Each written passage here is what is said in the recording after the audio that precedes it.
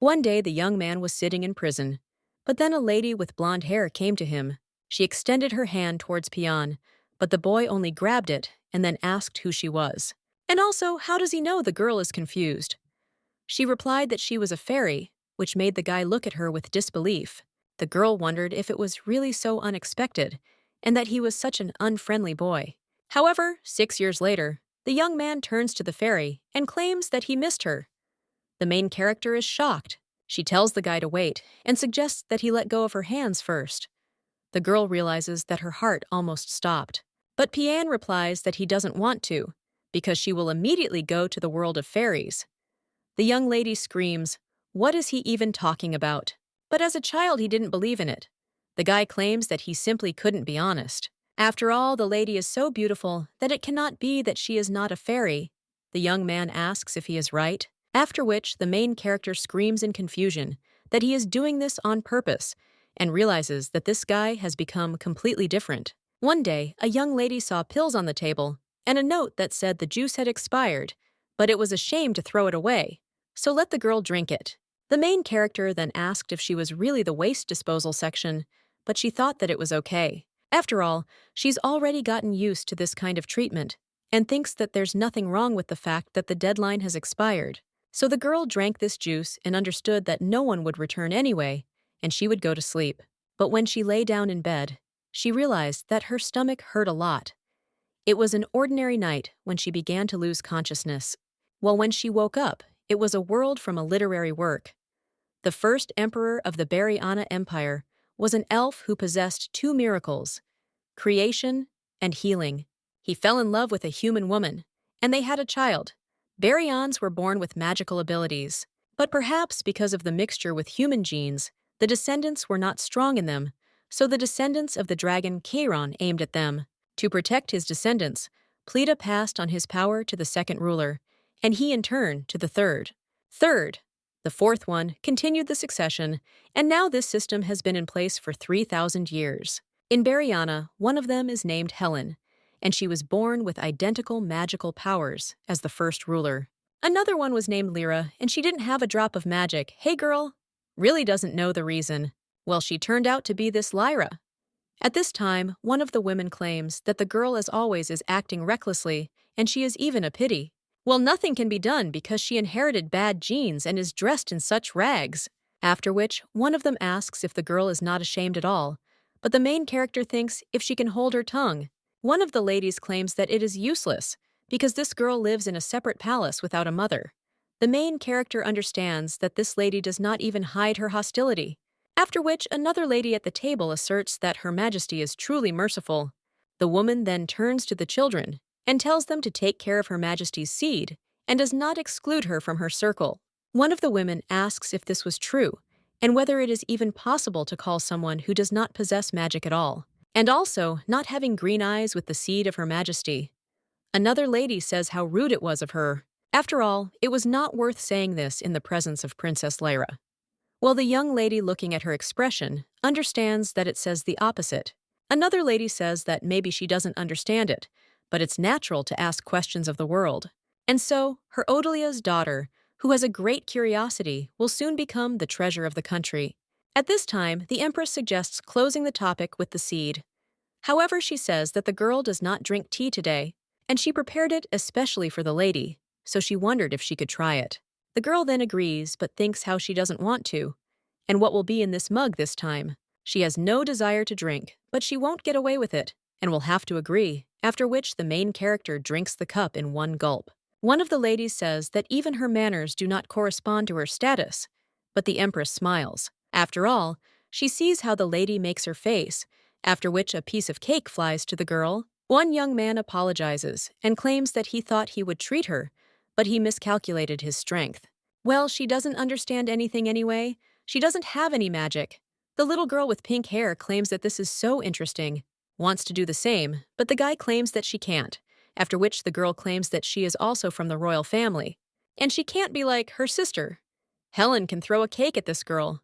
The main character thinks that the cake is not needed for throwing. At this time, the Empress turns to Tyrone and Angelina and tells them to be friends. After all, they are brother and sister. after which the main character wonders if she is really their sister. At this time, the Empress turns to Princess Lyra and asks how long she will sit in these clothes. After all, she advises her to change her clothes quickly.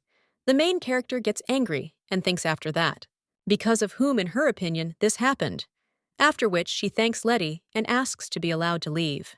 When the girl moves on, she screams how they all irritate her, and they think that they can get away with it. They throw cake at her using magic, and if the first ruler found out about this, he would definitely scold them. But the girl also thinks what will happen if the whole family gathers, because it will be hell. When she read about such strife in the book, it was quite interesting. But in reality, his real life is completely the opposite. And if you remember, Lyra from the book was initially lifeless. Therefore, the girl thinks about what caused this. And she remembers that when she came into this world, someone strangled her. And perhaps it was a deliberate immersion into eternal sleep. But she does not know the details, after which the girl also looks at the table where the ladies are sitting.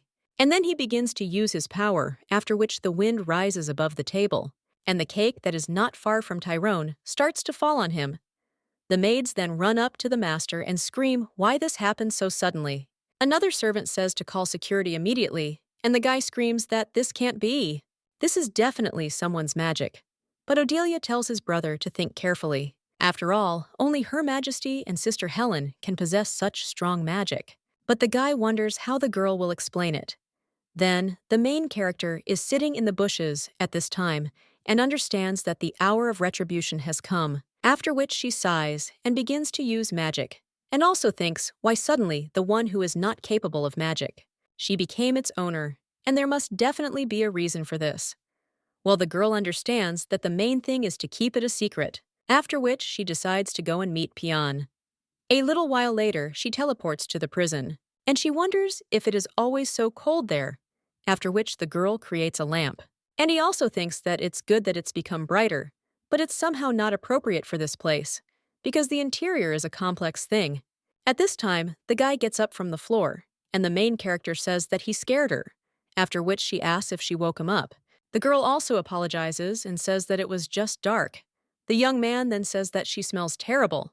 The main character asks if this is true, and she was swimming after, which the guy claims that he is not talking about the stench. After all, it's the smell of poison. The meeting between the main character, Helen and Pian, in the book, The Dragon and the Empire, took place on the ruins of the Hayard house. One of the knights claimed that the entire territory of the Duke's house was destroyed, and he understood everything. However, there was not a single living soul there. But the princess then noticed something, after which she claimed that she heard a sound. The woman lifted the stones with her powers and saw a guy there. She asked if he was okay and told him to hold on. And it's also good that she found him and can fix him. Pian lived locked up for 6 years, and Helen, who saved him, could not control his dragon power, was his light and savior, and also his first love. Well, it wasn't only Pian who was obsessed with Helen, because she was also loved by the black dragon Paris and the blue dragon Daniel.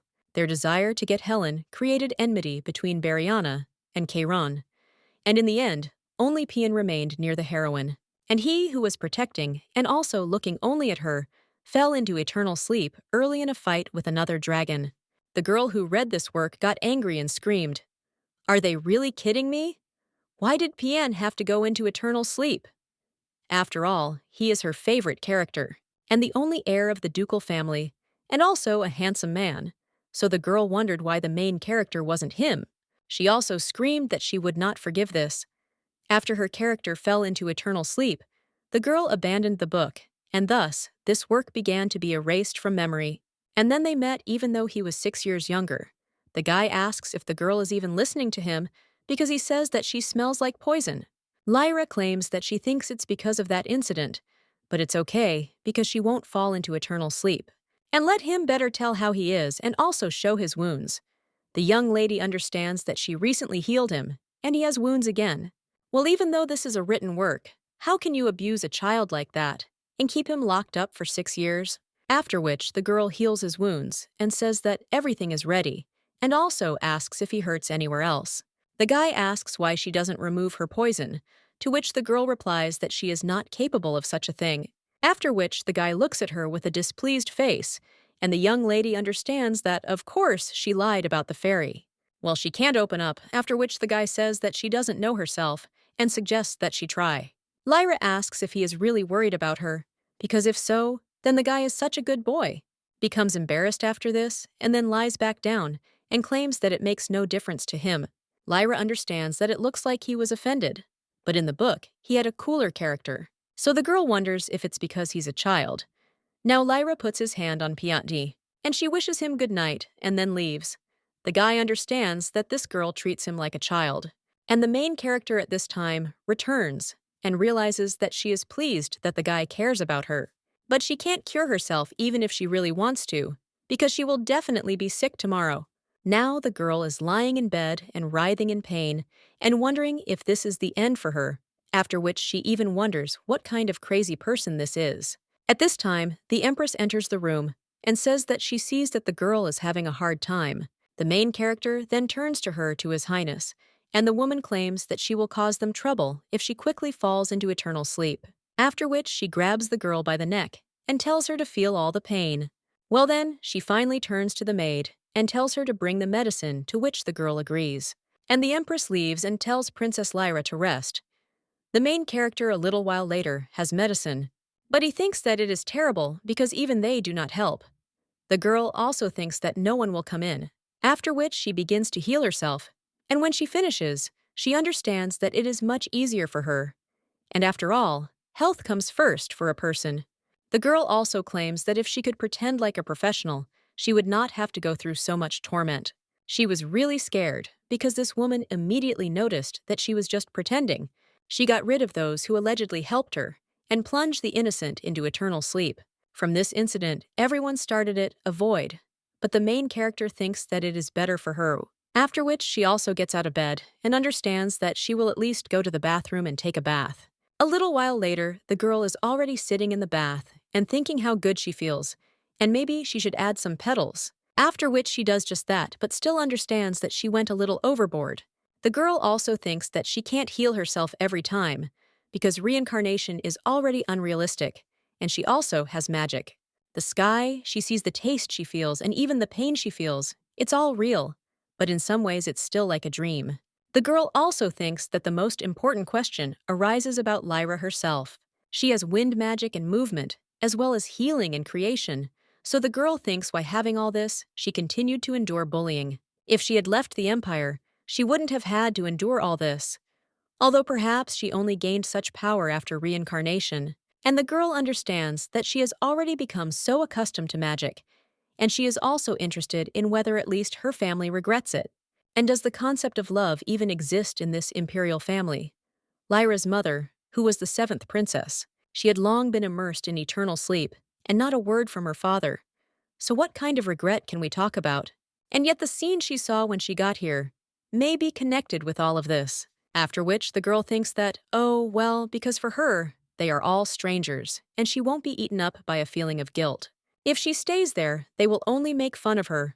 So it was decided that she leaves. The girl can use magic, so there will be no problems with money, and she can take care of herself. Well, what worries her is pain. The guy at this time looks at the lamp that the main character created, after which she claims that she has no taste at all. A little while later, the girl already uses her magic. She lands on one of the towers and sighs, and also thinks that she just stole the thing, and isn't the security there too weak? Or maybe she's just too good at magic. The girl looks at this little thing and thinks how beautiful it is, because it looks just like a jewel. But then she also realizes that it is not the time to look at her, and she needs to quickly head to Piane, after which the girl teleports to the prison. And when she looks out from around the corner, she sees some woman, but she screams at the maid not to give this guy water, because he is an unbearable child. She also wonders where this lamp came from, after which she throws it on the floor, and also screams who brought it there. Lyra understands that it was her. The woman screams furiously that instead of weakening, he is blossoming and someone is definitely looking after him.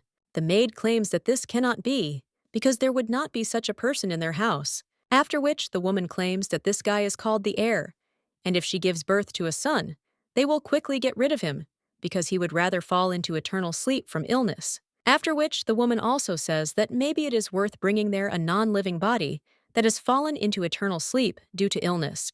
The main character is then in shock and thinks about what she just said.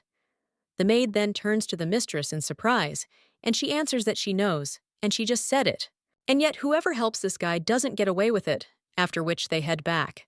The main character then looks out from around the corner and thinks that she will not return, after which she heads towards Piani.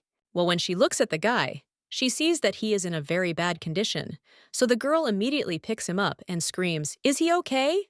After this, the young man only sadly says that the lamp was taken away, and also apologizes. The main character screams that she doesn't care about the lamp, and that she can create as many of them as she wants. Lyra, she understands that she is an idiot, because she didn't think that if he was without frames, it would look strange and continued to treat him. After which, the girl claims that she will cure him now, but she understands that if she cures him now, then this woman will come again and beat him. So the young lady wonders if the number of injuries increased because of her, and all this happened because she treated them, and because of her paean suffered so much. But then the guy just hugs Lyra and claims that she no longer smells like poison, so he is happy. The girl almost cries because of this, and understands that things won't work out this way. After all, why should he tolerate such an attitude because of her? She doesn't care anymore about the story and the work, and she won't let him offend this woman anymore. After which, the girl begins to treat the guy, and then even suggests that he run away. The young man then asks how they can do this, after which the main character hands him the artifact. The guy asks what it is, after which the girl asks if he feels anything, but the young man only asks if he should. Lyra realizes that she has come up with 3 ways for them to escape. The first is to simply run away. This is the most convenient option for her, but this way she will take away Pian's future, and the guy won't be able to inherit the title of Duke after that. The second plan is to give Pian's power. That's why she stole this little thing for him, because it is the heart of a silver dragon. It is needed in order to strengthen the power of the dragon, and Barian, fearing the power of Chiron, hid it for herself. But Pian hasn't transformed into a dragon yet, so this thing doesn't work. Third, the option is to spite that woman, because she can put the dragon's heart in her and make her guilty of theft. When they find out about this, they won't just leave her like that, and no matter what kind of duchess she is, there will be punishment. The girl thinks that it will certainly be a hassle to organize everything, but the scheme definitely works, and the result is not bad. Well then, the girl thinks what will happen to him and Helen, because 6 years later, they will not be able to meet if she saves him now. The main character then turns to the guy and asks what he wants. She wonders if he wants to take revenge on that woman, or to live quietly and peacefully in a remote village, and perhaps become a knight of a beautiful princess. The guy then asks why she immediately started talking about a knight, and the girl replies that she says, for example, well, in general, let him ask for whatever he wants, because the fairy will fulfill everything. The guy then claims that when a girl doubts, she immediately starts talking about a fairy. Well, the young lady replies that no, and she really is a fairy, after which she thinks how witty this guy is. At this time, the young man claims that now he wants to go with his mother to see Chiron, but the main character remembers how that aunt. She told the boy to quickly plunge into eternal sleep like his mother, after which she apologizes and claims that she cannot revive people. But the young man replies that if he did not answer, she would still be alive. She simply sleeps for 1 year, and an ordinary person would fall into eternal sleep, while his mother has red dragon fluid flowing through her body, so this disease is not life-threatening. The main character says that this is how it is, and thinks that it is so good that his mother is alive, and then she won't have to invent anything. Lyra also claims that she will wake up his mother, and in return, let him become happy. The young man is only embarrassed after this, and Lyra claims that it is then decided, and asks if he can tell where his mother is. The guy replies that she is on the 2nd floor, in the farthest room, after which the young lady says that it is clear, and now she will fix everything. When the girl teleports to the bedroom, she thinks that it is strange and that the Duchess's bedroom is so gloomy, after which she goes inside and sees the woman herself and thinks how beautiful she is, and this is her favorite's mother. Hey, the girl thinks that her wife is so wonderful, so why cheat on her? The girl also tells Pian's mom that it's time to wake up, but when she starts using her magic, nothing happens. The main character is then surprised and asks her mother what is going on, after which everyone wishes her good morning. Lyra understands that she will try again, but when she does this, the woman is still sleeping. The main character wonders why she doesn't wake up. A little while later, the girl is in her room. She also thinks what happened yesterday and how she can decipher it because her magic is really weak. But yesterday it had an effect on Pion. And by the way, she completely forgot about that evil aunt. After all, she would most likely mock him again, and she needed to avoid it yesterday. At this time, someone turns to Princess Lyra and claims that Princess Helen has come to see her. The girl is a little surprised after this, and her sister enters the room, after which the young lady even remembers the woman who strangled her and claimed that she would not forgive. Lyra thinks that she is seeing her for the first time. So why does she have the feeling that they have already met? The blonde at this time says that, as she looks at the state, is not good. But the main character says that she is all right. And she got the medicine, so everything is fine, but she thanks her sister for her care. After this, the girl says how tired she is of all this, if she really doesn't want to fall into eternal sleep. Then let him never call her sister again. The main character is surprised by this, and the blonde tells her to try not to catch her eye, because she is annoying. After which, everything goes away, and the main character thinks what the hell that was. After all, this girl herself came to her, and then also asked her not to be seen, and whether this was really Helen. But at least she looks like the main character, because the girl is smart and powerful, and is also the most suitable for the role of ruler. While the main character still doesn't understand whether she had such a character, and whether there isn't some kind of catch there. Or is it all because of, after all, in the book, Helen changed after she fell into eternal sleep? And perhaps, because she is alive, these changes are not visible, and most likely, Pion will become more cunning. But this is of course not bad. However, the girl thinks that now is not the time to think about this, because she needs to find a way to wake up his mother. The girl understands that she cannot be 100% sure that she understands magic, but she definitely knows how to heal. Her complexion definitely improved, and her breathing was restored. But then the girl wondered why she wasn't waking up. But then she also thinks that if it is not magic, then it is something else. That same evening, the young lady teleports to the woman again, and once again he uses his magic on her. But it doesn't work again. Lyra understands that everything is the same as yesterday. But today, she definitely won't give up. The young lady also claims that she can't say that she fully understands her feelings, but she can imagine how much pain the lady was in. But don't stop there, because she has a plan. This woman is bullying her son, and the guy is locked in a dungeon, and they don't give him normal food, and this woman wants him to go into eternal sleep from illness. That's why he needs the lady, and the girl asks her, "Wake up and come to your son." After which, the woman opens her eyes and asks if Pion is okay now. The main character says that she could, and replies that yes, at the moment, he is alive and well.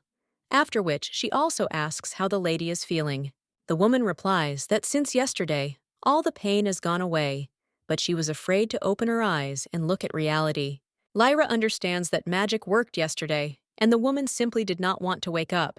At this time, the brunette asks if the lady knows about the dragon engraving, to which the girl replies that in general, yes. And he understands that, judging by the work, this is an oath that speaks of eternal love. In the book, this was between Pion and Helen. The woman claims that a dragon can only take an oath once in its life, and she, as a person from Chiron, has the same feature. For her to love one person and live with him her whole life. The main character understands that in the book, the other dragons paid all their attention only to Helen, that something is wrong with dragons. They are people who don't accept this. The human heart can cool down in an instant, and sometimes even love more than two people. The woman claims that unrequited feelings destroy their hearts. And even now, when she remembers her husband's betrayal, she feels so bad that she wants to plunge into eternal sleep. And the worst thing is that under all circumstances, she continues to love him. The main character understands that when she read the book, she thought it was very romantic. But on the other hand, everything is not so rosy, after which she tries to calm the lady down. The brunette then apologizes and claims that she just cried in front of her, but she felt better. The woman also claims that the lady is right, because she has something to protect, and she has no right to run away. As Toga wants Pion, she will go with him to Chiron. The main character is happy after this, and also thanks Madame Berelian for the decision made. The woman says how nostalgic it is, and she claims that she should thank the lady, after which she asks why the girl saves them, and how she found out that they are in a difficult situation. There is definitely potential for magic, so the woman is interested in where she comes from and what her parents do. Gets nervous after this, but claims that she is a fairy who came to fulfill any wishes of Piana. But the woman looks at her with distrust and then says that this is how it is, and if there is no desire to answer, then she will not ask anymore. Lyra understands that mother and son are exact copies of each other, and especially this reaction. At this point, the brunette starts to suggest her name, and the main character doesn't even know what to say, after which she screams that she has urgent business and jumps off the balcony. At this time, the woman is wondering what kind of child this is, and a little while later, the main character realizes that she has successfully returned this thing. Madeline woke up, and now Pian is not in any danger, even if she was sleeping. This does not mean at all that she is weak. And if the guy starts, if she were to train, she would not be able to see him as before. But he will live a happy life, and this is the main thing, after which the girl says that it is time for her to think about how to get out of there. The young lady thinks where to go because she knows nothing about this area, and then decides to go and look for guidebooks. A little while later, the girl is already looking at the food and thinking how delicious it all looks. She also asks where she can try all this and reads the location. The girl also thinks that maybe she can create a book, because then she won't have to memorize. After which she makes a copy of the book and screams that everything is really there, and isn't it too cool? But then someone turns to the young lady and says that she is in the way, after which the girl apologizes. She also understands that both of these girls have green eyes, and does this mean that they are from the imperial family? She saw one of them at the tea party, but the girl also wonders if they saw her using magic. At this time, one of the ladies asks why the girl is looking at them like that, because she looks ridiculous. And the other one claims that Lyra doesn't know the simple rules of behavior in the library, and there are problems with ignorance. Well, her mother was the same because she tried to poison her sister Helen. The main character is shocked by this, and she wonders if Lyra's mother really wanted to poison Helen herself. The main character in the book wrote almost nothing about her mother.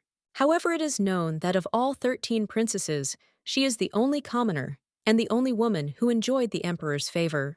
However, for the crime of her execution line, the main character thinks whether these crimes were really an attempt to plunge the main character into eternal sleep. One of the girls at this time says that exactly, and she remembered after all Sister Helen really was in danger. Then Odilia claims that Sister Helen also drank what this woman gave her, and did she really have trust issues? The main character at this time understands that this is why Helen treated her so rudely then. But the girl also thinks that there is no evidence that the girls are telling the truth, and there is clearly something fishy there, so it is too early to believe their words. One of the girls at this time suggests to the other to go. Otherwise, Lyra will infect them with her nasty character. When they leave, the main character thinks how annoying it is, but then someone else turns to her and claims that it's quite strange because all you see is red liquid flowing through them. But they forget about it, and it's so sad.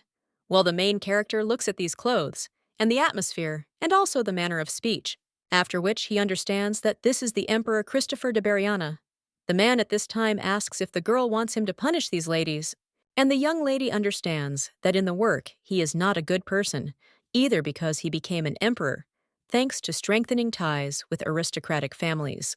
And so he continues to maintain his status as emperor, but he himself cannot do anything. Therefore, all he could do was watch as his beloved woman was plunged into eternal sleep, and he felt sorry for her if he couldn't save even one woman. Then she shouldn't hope for his help either, after which the girl says that she doesn't want to drag him into problems. The man says that she is becoming more and more like her mother, and the main character claims that she is still her daughter, after which the emperor says that this is also true, and asks how her heart is. Lyra! She replies that it seems to be working and wonders if she really had heart problems. The man then says that this is good, and the girl understands that if you look at him closer, he is still so handsome. And this guy is the spitting image of the elf emperor. The man at this time puts his hand on the lady's head and tells her to listen. After all, he advises her to be more careful. The main character then asks what he is talking about, after which the man takes a copy of the book out of her hands, and also claims that it will be problematic if her power is revealed, so let her wait quietly because her time will come. The main character is shocked and wonders if he really saw everything, or if he already knew it. But then she realizes that it is not the time to look at guidebooks, and that she needs to run immediately. A book with her, and also understands that she is ready. She can create a lot, so there are not many things, but she decides to check again if everything is in place. Beautiful it is, but still does not understand why it was lying so neatly in her closet. At this time, the girl begins to hear someone's voice saying that she did this to her and the main character thinks what just happened and whether it was some kind of magic or just Lyra's memories. The girl also understands that it is better to take this with her, after which the young lady heads to the dungeon where Pian was held. But when she looks into the cage, she realizes that Madeline has woken up, so of course this guy is not there. Then she asks where she can find him now. Well, then the young lady turns around and sees this guy. She says that his new outfit suits him very well, but wonders why he is still there. Pian replies that he thought that the girl would come there, and the main character pats him on the shoulders, and also says what a good boy he is. At this time, the guy suggests leaving there first, because he doesn't want to be there, to which the young lady agrees, and suggests going for a walk. When they are in the greenhouse, the girl asks if he will go with his mother to Chiron. Lyra also understands that in return, she destroyed the coolest pairing, but she still wants Pian to live on, so she needs to avoid meeting Helen. And the guy at this time asks if the girl wants to go with him, which surprises the young lady. Pian claims that it often snows in Chiron, so it is very beautiful there. And there are also many cute animals. And the people living in Chiron is very friendly, and she will definitely like it there. The main character wonders if this guy is trying to lure her, but he understands that if it is very beautiful, there it means it is cold all year round, and many cute animals mean that there are the same number of demons, and friendly residents mean that they do not like strangers. After which, the young lady thanks him for the invitation, but claims that she is forced to refuse because she is also leaving this place. The guy then asks where she is going, after which the young lady claims that she is going to the world of fairies. But the young man then tells her to at least say her name. Otherwise, the main character thinks that she's in deep trouble. If with the help of ordinary magic, they move using numbers, then dragons can simply say the name of the person to whom they want to move. And it turned out to be quite unbalanced on the part of the author in relation to the heroes, because they only have to know the name. When they answer their call, it serves as a kind of promise that they will always be glad to meet. And the problem is that this is how personal space disappears, and she doesn't mind telling him her name, but this can bring danger, and sometimes she can respond unconsciously, after which the girl thinks that she will never say anything, and asks why it is so important for him to know, because let him just call her a fairy. The guy replies that he has never called her that, and does not want to. And the main character replies that this is what she wants, after which the young man claims that he won't even be able to send letters, much less to the world of fairies.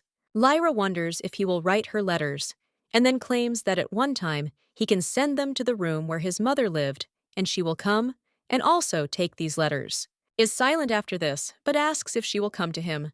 The main character smiles after this, and he answers that yes, after which the young man says Alice's name. But when the main character doesn't react at all, he asks really not at all. And then he tries the name Anastasia and calls many more names. The girl understands that just a little more, and he will get it. After which, the young man calls another one names, and the young lady thinks how persistent he is.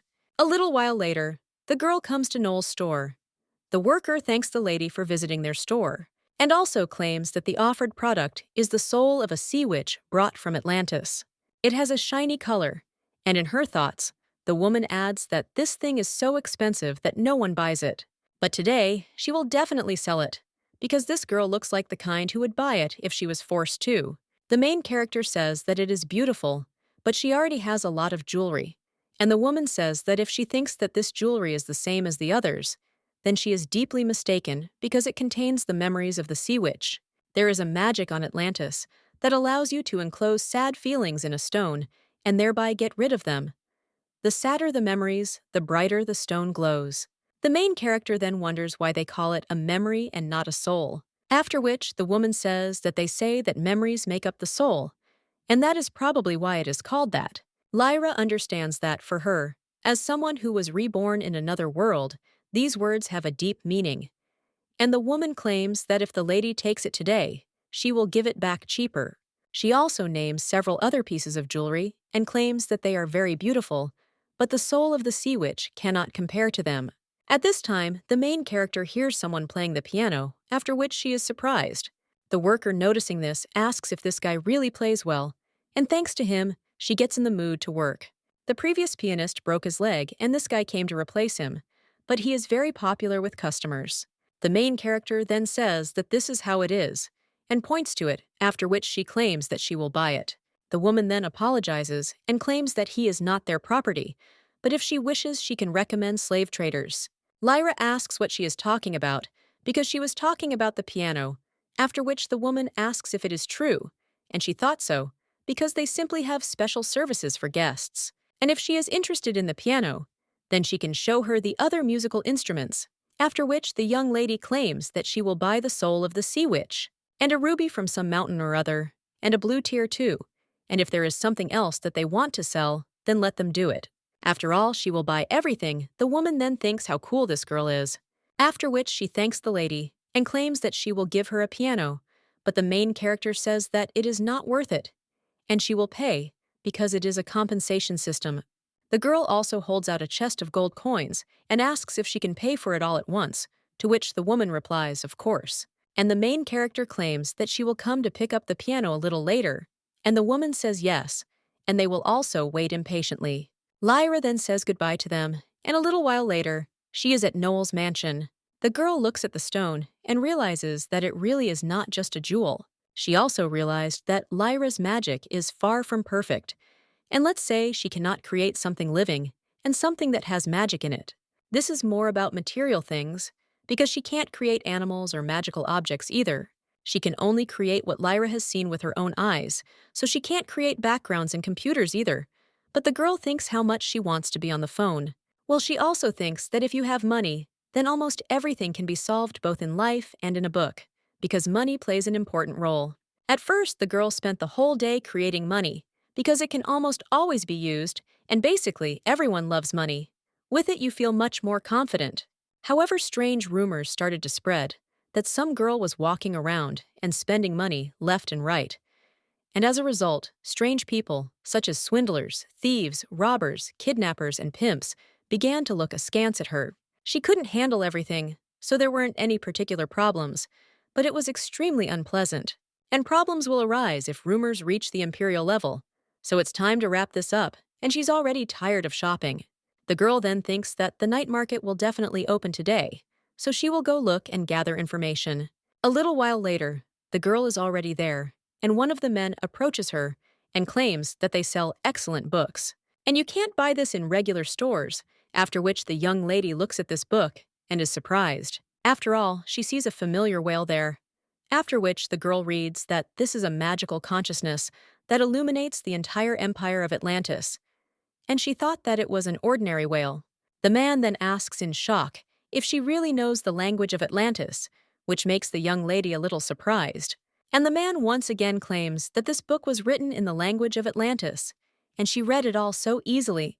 Lyra says that the letters are indeed different, and the man asks where she learned this language because none of the buyers could translate it, and it is such a rarity. The main character wonders if the ability to understand this language is really so valuable. But she shouldn't stand out anymore, after which the girl claims that no, and that these are just thoughts out loud. The man then asks if it is true, but he hoped to learn more about Marmel. His dream is to see Marmel with his own eyes. He cannot imagine how beautiful this creature is, but it is almost impossible to see it. At this time, the main character remembers how the woman said that she did it for her. At this time, in the Empire of Chiron at the training site, the guys are looking for Pion. One of them claims that the Resistance A is already about to begin classes and wonders where he is. Another guy claims that he thinks Piane just ran away out of fear. Many of his friends respond that you can't say that about a member of the imperial family because he could still be jailed. Well, then this guy asks if this weakling from Bariana is really a member of the imperial family. And after all, his 8-year-old brother will be much better than him. Then let him stay in Bariana, because they don't need such weaklings. And the guy asks if his friend thinks that Madame Madeleine is angry with him. Otherwise, why would she be so strict with her son? The other guy then tells his friend to stop already, because if someone hears, he will get into trouble. While the young man with red hair claims that in short, he is not there, so they can go and look elsewhere. But he is so lazy. After this, Pian thinks about something, but at that very moment, someone tells him that they found him. It turns out that it is the main character, and the girl asks how he is doing. The young man is shocked by this, and also screams, "What does she mean by long time no see? Since a whole year has passed." Since then, Lyra apologizes and claims that it is difficult to teleport to a place where you have not been, and in general, it is difficult to get into the Chiron. The guy claims that he sent letters to that room, and the young lady replies that the Duke decided to clean there, and he really didn't like that he and his mother went there. But let the guy better tell why he's slacking off, because those boys were looking for him. The young man replies that he is not slacking off, and that he simply does not like going to classes. But the girl understands that this is what slacking off means. She also asks why he doesn't like it so much, to which he replies that it's necessary to hurt a person until he defeats the teacher. The guy also says that his teacher is his mother, and she is the former commander of the knightly squad, Chiron. The main character realizes that a boss appears in the training, after which the young man claims that Chiron's people do not like to lose, but he does not understand. After all, he is used to beatings and loneliness, but he is afraid of disappointing his mother, and maybe the problem is that he is not Chiron's real man. And the guy also asks if he is a bad son, and that is why his mother treats him this way. The main character replies that in no case does he have any idea how much she values him, but the guy replies that he doesn't think so. And even in Bariana for his mother, her father came first, and she broke up with such a father, and he is just a burden for her. The main character understands that this is a difficult question, and she cannot say anything because she does not know enough about Chiron, but she cannot close her eyes to it either. After which the girl takes the guy by the hand and claims that everyone gets disappointed if they continue to worry, and this is completely normal. The fact that he needs to defeat the teacher is the path to the goal, not the goal. And when he understands what he really wants, that will be the goal. And then he will work hard to defeat the teacher. The main character understands that this is how he became a first-class knight for Helen. After which the young man claims that he does not have what he would like to do, and the young lady tells him to find it, because there is no need to rush into it. And since he decided to take a walk, the girl suggests taking a walk. A little while later, they are already on a boat, and the girl understands that there is a pleasant wind blue sea, and the beat is just super. But for some reason, she feels sick. Piane then turns to the young lady and asks if she is okay, but the girl asks what he thinks. The young man asks if it is possible to remove seasickness with magic, to which the girl replies that it is possible, but after 10 seconds, she starts feeling sick again. The guy then says that it was necessary to use teleportation, but Lyra claims that she said that it is impossible to teleport to where you have not been, and if you try to do so, then you can end up in fire and underwater, because she already had such an experience. The guy then says that it was possible on a cart, but when the young lady is about to say something else, she can't stand it because she feels very bad. After this, the guy claims that things won't work this way and suggests that they take a rest first. When they land on the island, the main character immediately falls to the ground, and the young man asks if she is okay. The girl then only says that she loves the earth, and the young man sighs and tells her to go there. Piane places the young lady's head on his knee and claims that the ground is dirty and she will get dirty. Well, if she wants, she can lie on him, after which the young lady smiles and also says that he is so shy. And her favorite is not only cute, but also kind. The guy then tells her to listen, and there was no one near the ship, so how did it move? To which the young lady replies that with the help of magic, and you can indicate the direction after which it will start moving. Piane asks if such a thing is inexpensive, and the girl replies that it costs like 3 lakhs. But the price corresponds to the product, after which the young man claims that he understands why many people have recently become fixated on working with magic stones. The main character thinks that it is true, and that is why Helen tries. Lyra thinks that she doesn't care, because she has money, after which she also says that she has already felt better and wonders what kind of island it is. But the guy replies that he doesn't know because it's not even on the map. But at that very moment, they hear someone screaming for this guy to be caught. Lyra says that it is immediately clear that there is someone there who is not from this island. Piane says yes. At this time, the guy runs away through the forest, and the men who are running after him scream at him to stop, after which one of them grabs the young man by his clothes and claims that he caught him. He curses and claims that the guy made them sweat, and also wonders if he thought he could escape from such a small island. because as soon as he goes out to sea, he will become food for fish. Lyra claims that he needs to be saved, but Pian tells her to wait because he might be a criminal. The girl whispers something that is true, after which the young man is hit, and then told to stand up, after which he picks the guy up and hits him again. The man then asks if he has done anything wrong, if he thinks that by playing the piano, he will return to the aristocrats. After all, a slave remains a slave. The young lady then remembers that this man was playing Noel, after which she claims that she can no longer watch it. The girl immediately gets up from her seat and addresses these bandits. One of them asks what kind of girl this is and who is her brought. After all, they didn't have it. The main character at this time is interested in what is happening, but then says that it doesn't matter. Anyway, let them quickly let him go, and it's better for this man to try to become a slave himself. The bandit then asks what she said, and let the little one watch her language. After all, now they will teach her some sense. But when a man is going to hit a young lady, the guy who was playing the piano grabs him by the leg and asks him not to touch them, because it was his own fault. One of the men then says that, of course, a defender has been found. After which the other turns his attention to these children and says that they look pretty good, and they can be sold for a lot of money. But before that, he then reaches out to the main character. But Pian fights her off and tells him not to dare. The man then asks what he just said and whether he really wants to fall into eternal sleep, after which she hits him on the head, and the main character seeing this screams, after which everyone asks him how dare he hit her favorite. The girl starts using her powers, after which she throws this bandit against a tree and he passes out. The other one then asks what happened, and the main character says that they are still there, so she completely forgot. Then she lifts these two into the air, and they scream, "What is she doing?" because she should let them go. One of them screams again for this witch to let them go. Well, the main character then wonders if they really want it that much, because if so, then she will let them go. "Hey girl," throws these two on the floor. The young man who played the piano thinks, "Who is this girl?" Lyra turns to Pian and asks how he feels, to which the guy replies that he is safe, and asks how Lyra is. The girl replies that it's easy, and didn't he see how she removed this trash, so from now on he doesn't have to protect her. Pian only droops from this, and the main character turns to the musician and asks how he feels. The guy asks if she is talking about him, after which the young lady replies that yes, she saw him playing in the store. And he plays the piano so beautifully, after which the girl uses her magic and heals his wounds. The guy thanks her, and the main character also asks what they will do with the trash. The guy who was playing the piano wonders if she is really asking him, since the girl claims that he is a victim.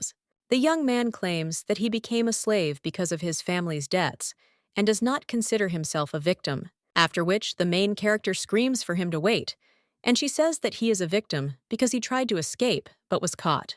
But after this, the young man only remains silent, and the main character thinks that this is a terrifying topic of slaves, after which she even says that she can't get used to it. And she knows that it is legal to have slaves there, but she doesn't think that it is right, because she personally would punish them. That's why the girl claims that she will ask again what the guy wants to do with them, remains silent after this, and then goes on to claim that they have ruined the lives of many people. At the very least, they exploited the children, and they put collars on them and made them their property. So how does the lady think what he wants to do with them? Because he wants them to fall into eternal sleep and torment. A little while later, these men are already waking up. Well, then they see that they are tied in fire. One of them screams, "What is this?" And the main character at this time is heading on a ship. The guy who played the piano says that they should at least feel the pain for all their sins. A little while later, evening comes, and Pian remembers how the young lady said that now he does not have to protect her. At this point, the pianist screams and asks why the girl is floating in the air, to which she replies that she is seasick and asks if he is hungry. The young man replies that he is fine, but due to past events, he forgot to introduce himself. So now he claims that his name is Philip and thanks him for saving him. Pian claims that his manner of speech is similar to that of an aristocrat, and Philip replies that it was 5 years ago, but today he has neither money nor family and is a slave with no future. And by the way, he doesn't know the lady's name, so he's wondering if she can tell him, and Pian is surprised to hear this and expects the girl to say her name, but the main character only smirks at the lady's words and claims that she is not from such a family. And if you look at it that way, he's older, so he shouldn't bother. But then the guy wonders what he should call the girl. Lyra is about to say her name when she turns to Pion and sees how impatiently he is waiting. She only says that she has no name because she is a fairy. The girl also understands that just a little bit more, and it would be the end of everything. Philip then asks if this is true, and then the fairy states that he is sincerely grateful for the rescue. Lyra understands that this guy doesn't have the same reaction as those two, after which she also tells him not to pay attention. After all, she did what was necessary, not the young man who claims that only a fairy can say such a thing. The girl claims that perhaps it is strange for the locals to save slaves, but where she lived it was accepted. They are all people, so why should they deprive anyone of their rights? Pian then asks what happened, because it suddenly became so light.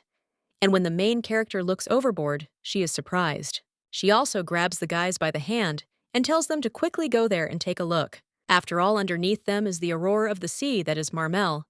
The main character also says how beautiful it is because it's like the sky is under their feet. The girl also wonders if the guy knew that seeing her was a 1 in a million chance, so they were lucky. At this time, the guy claims that if they are lucky at such a moment, then God is unfair. Hepburn territory, where the Rolands ruled, they did not have a sufficiently trained army to resist them, and my father gave the castle as collateral. He also hired people, but it was all useless, after which he decided to ask the county for help. In response, they simply prayed for victory every day and painted pictures in the temple, but did not send anyone to help. And every day, they had more and more victims, and eventually, his father fell into eternal sleep. Only after this did the county begin to send them knights, and the robbers, seeing them, immediately fled. Pian asks if the behavior of that count, and in general, the fact that the robbers from the sea attacked those on land, isn't strange. Philip replies that he thought the same, but what was more important was that everything was over without even suspecting that this was only the beginning. County of Chiron. They announced that it was the father who had brought the bandits upon himself, and in one moment, Rollens became a traitor. The main character then asks what it is, and what about the trial, to which the guy replies that of course there was one. However, the father was no longer alive, and his confidants were put into eternal sleep by the robbers. Rollens could do nothing, and all family members became slaves, after which the guy asks if she understands now. After all, if he had been lucky, then all this would not have happened, and he would not have had to endure such an attitude towards himself. But the main character says that even if he doesn't answer, he's still lucky because he met a fairy. The girl who will fulfill all his wishes also claims that she will fulfill any 3 wishes. And besides reviving those who have fallen into eternal sleep, she will do anything. The guy then clenches his fists and asks why and for what purpose she goes so far. The girl replies that she has no reason, because she just wanted to help him, and wonders if this is really not possible. But the guy replies that it is impossible for all this to happen without a good reason. But the main character claims that he lived all these days in slavery for no reason, so why shouldn't something good happen for no reason? Like today, the young man then asks if she gives him 3 wishes, to which the girl replies that yes, and the guy claims that the first thing he wants is a bank, where he can use 1 million gold. Lyra asks if he wants a bank and not money, after which the guy asks if it is difficult, to which the girl replies that no, it will just take her time, but it is doable. The main character asks, what about the second one? After which the young man claims that he wants to return the mountains taken away by the county of Gironde.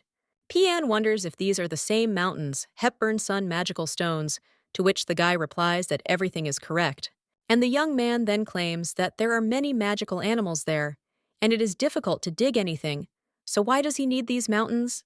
Philip replies that there is something there that is not in other mountains, and the main thing is to find an approach and application for everything. The main character looking at these two thinks why she feels such tension.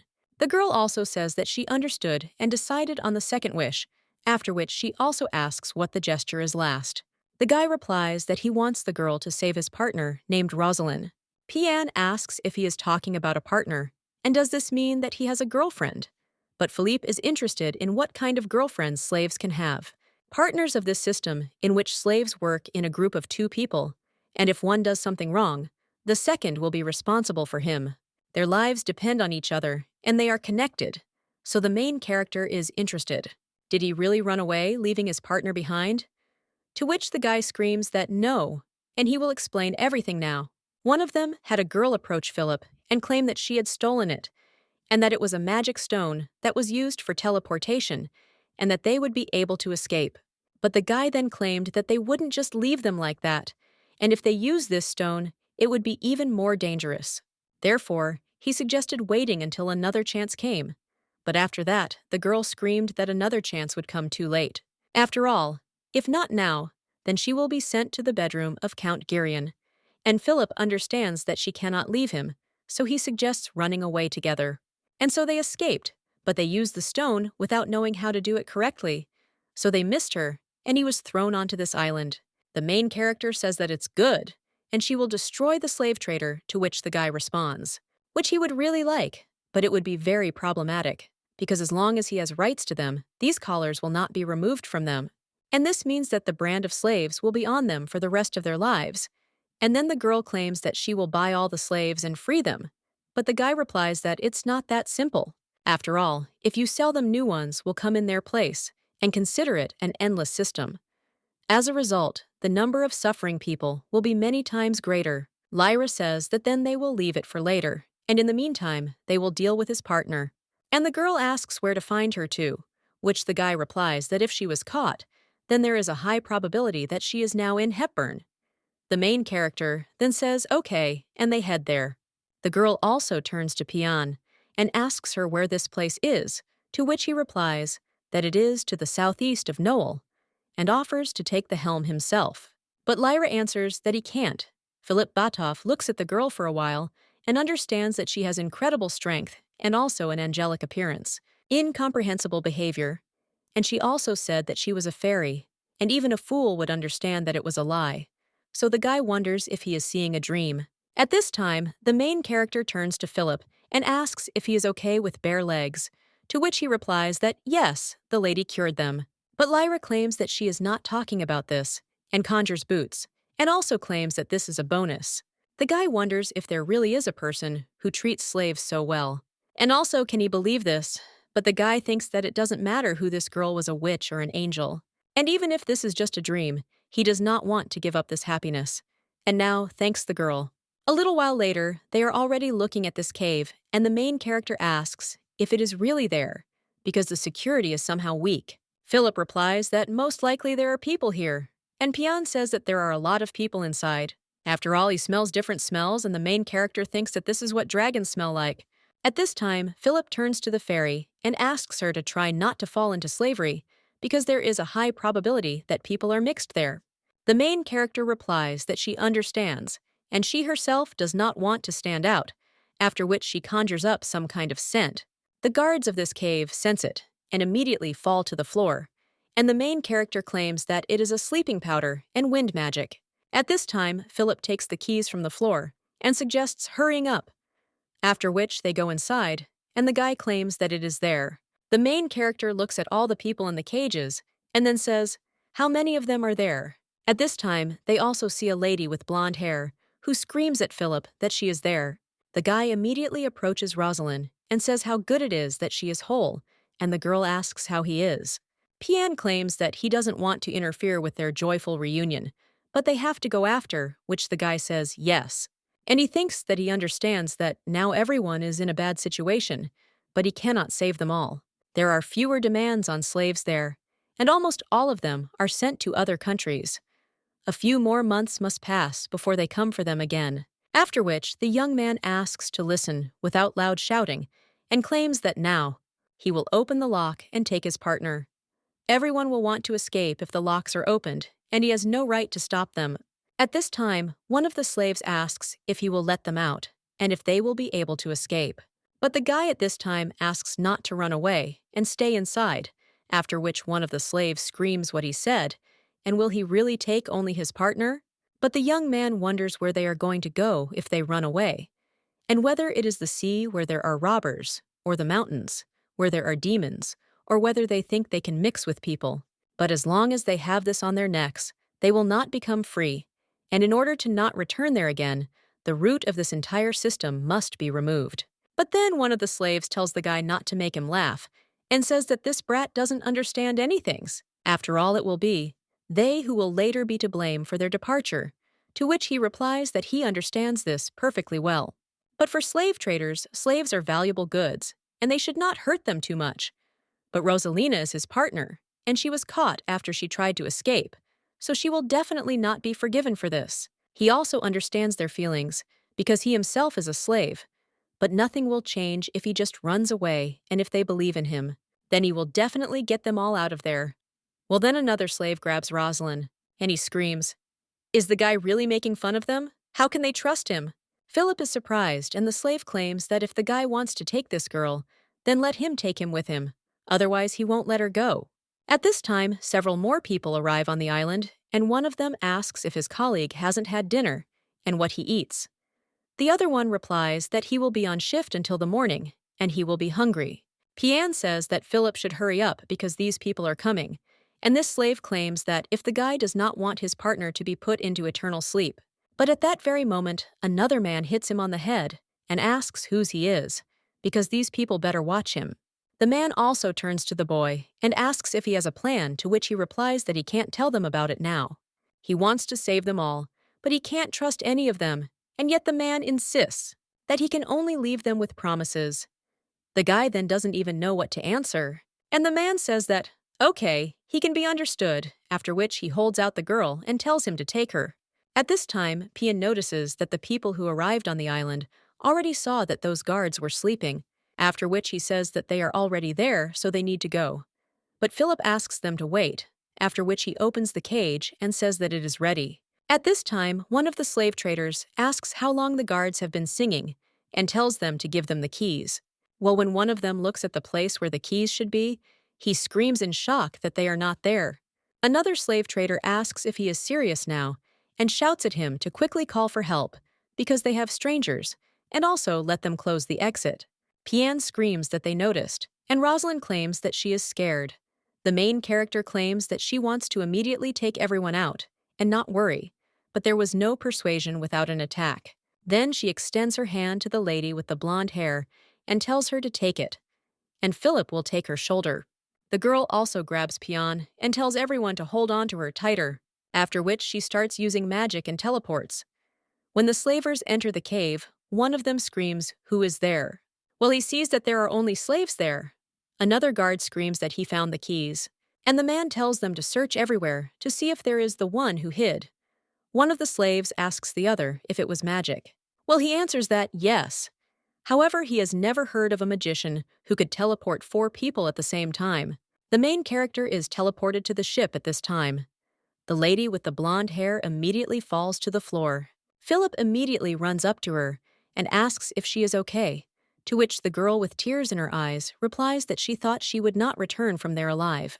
The guy tells her that everything is fine now, but Pian claims that it looks like more time is needed, to which the main character replies that yes, after which she also turns to the guy and asks if he needs to go back, because Madame Madeleine will be worried.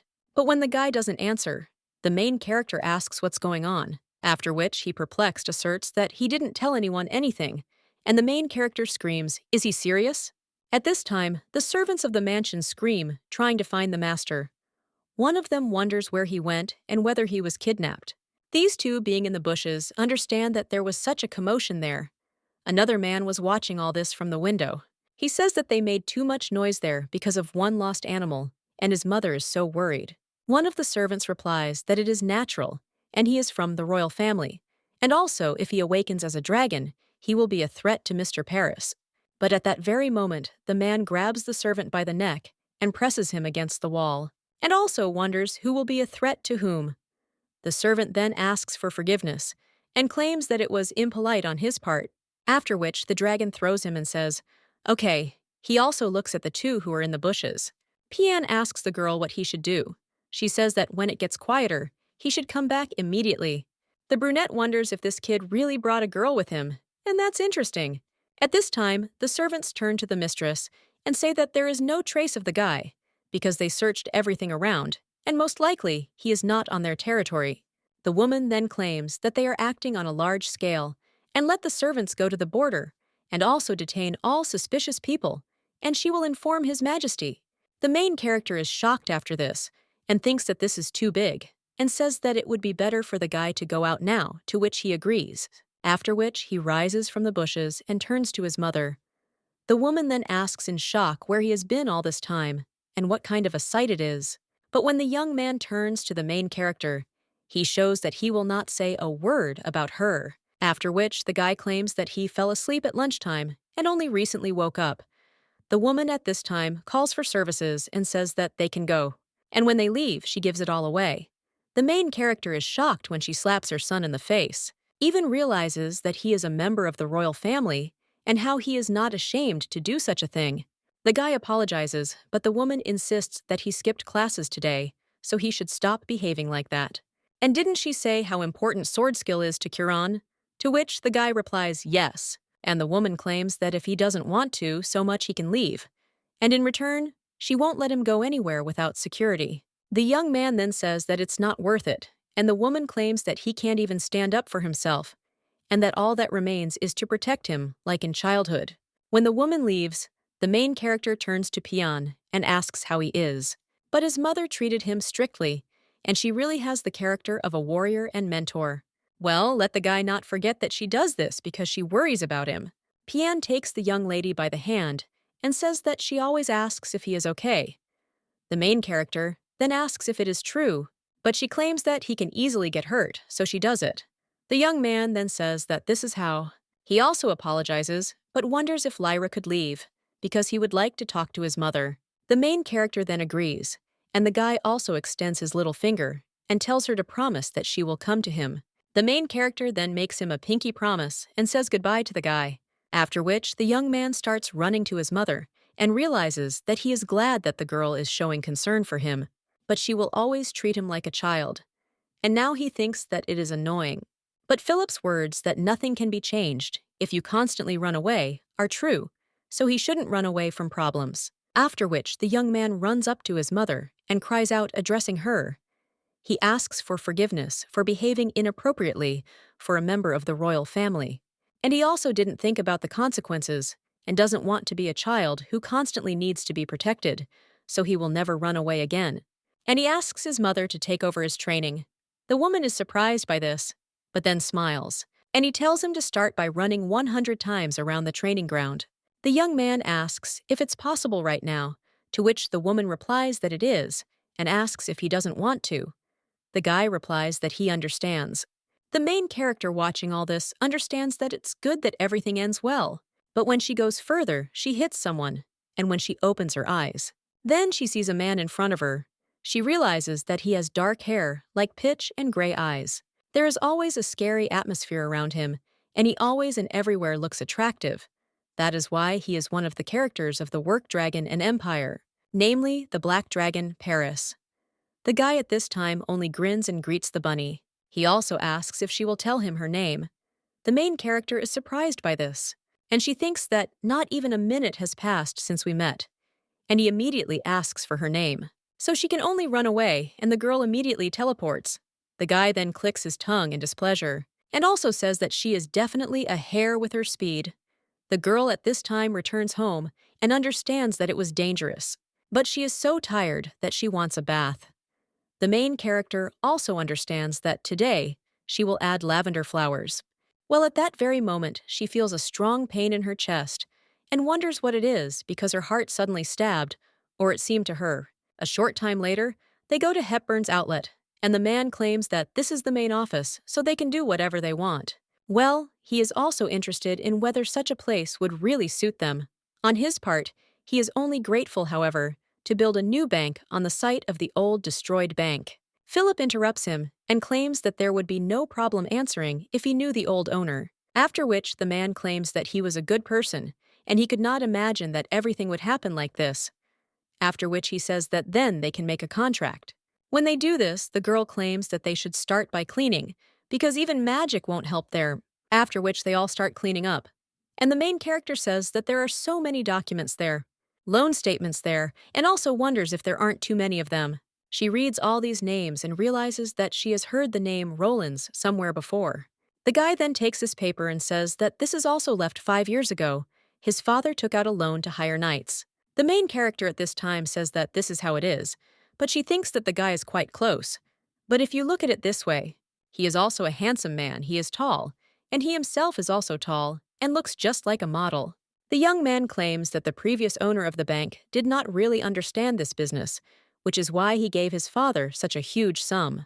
And this is the result of this misconduct. So now his heart is even heavy. At this time, Rosalind also approaches them and claims that she has finished cleaning. Lyra says that's how it is and thanks her for her work, after which he states that now it's her turn. Rosalind claims that they were searching while cleaning, but they still didn't find anything, after which the main character says no problem. After all, she only needs space and the rest is on her. The girl begins to conjure money and jewelry, after which she fills the entire room. She also turns to the guy and asks if there will be 1 million gold.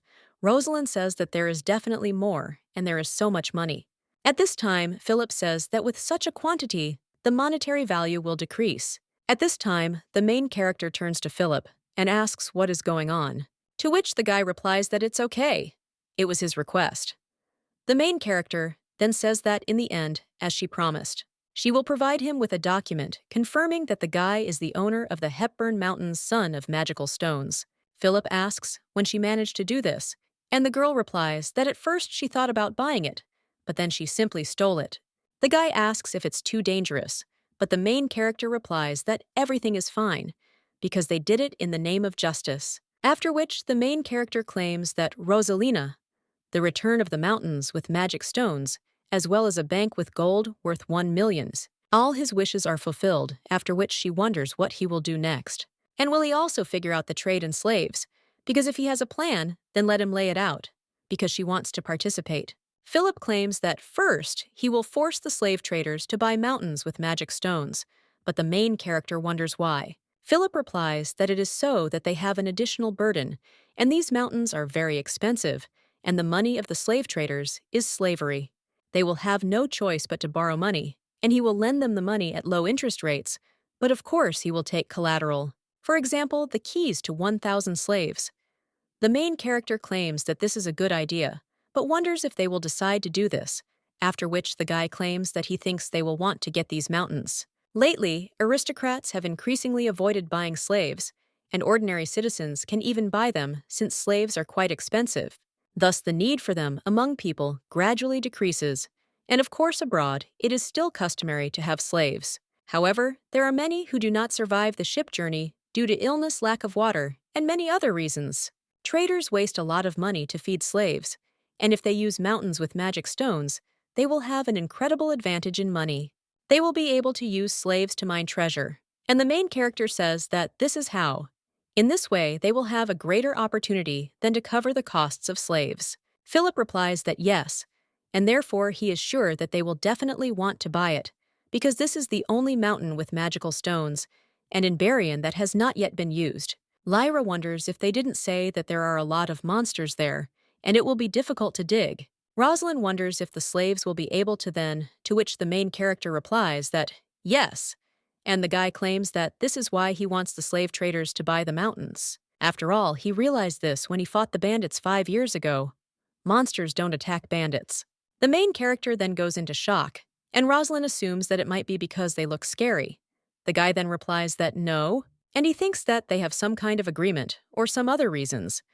But in any case, the fact that monsters do not attack bandits will be very useful to them, because most slave traders are bandits or former bandits, and they can easily be mistaken for one of their own. This means that monsters will not attack during the work. Rosalind wonders if there really is such a way, and the main character thinks that there is.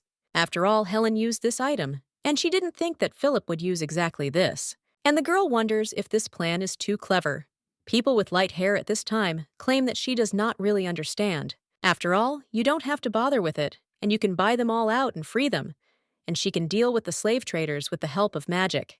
While the guy claims that this won't work, after which the girls ask why, Philip claims that he believes that the fairy has great potential and that she could easily handle it. But sometimes there are things that make no sense if they are not the ones doing it themselves. So the fairy can only watch them, and soon she will see an interesting article in the newspaper. A little while later, the main character is already sitting in Pian's room and reading a newspaper. It says that the freed slaves raised a ruckus, and the slave trade organization in Hepburn fell apart. The girl claims that this is definitely Philip's work, but only 2 months have passed since the bank was created.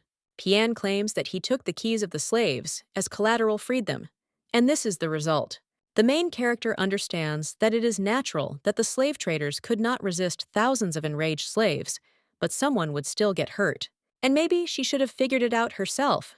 Pian then asks if the girl wants to become their leader, which surprises her a little.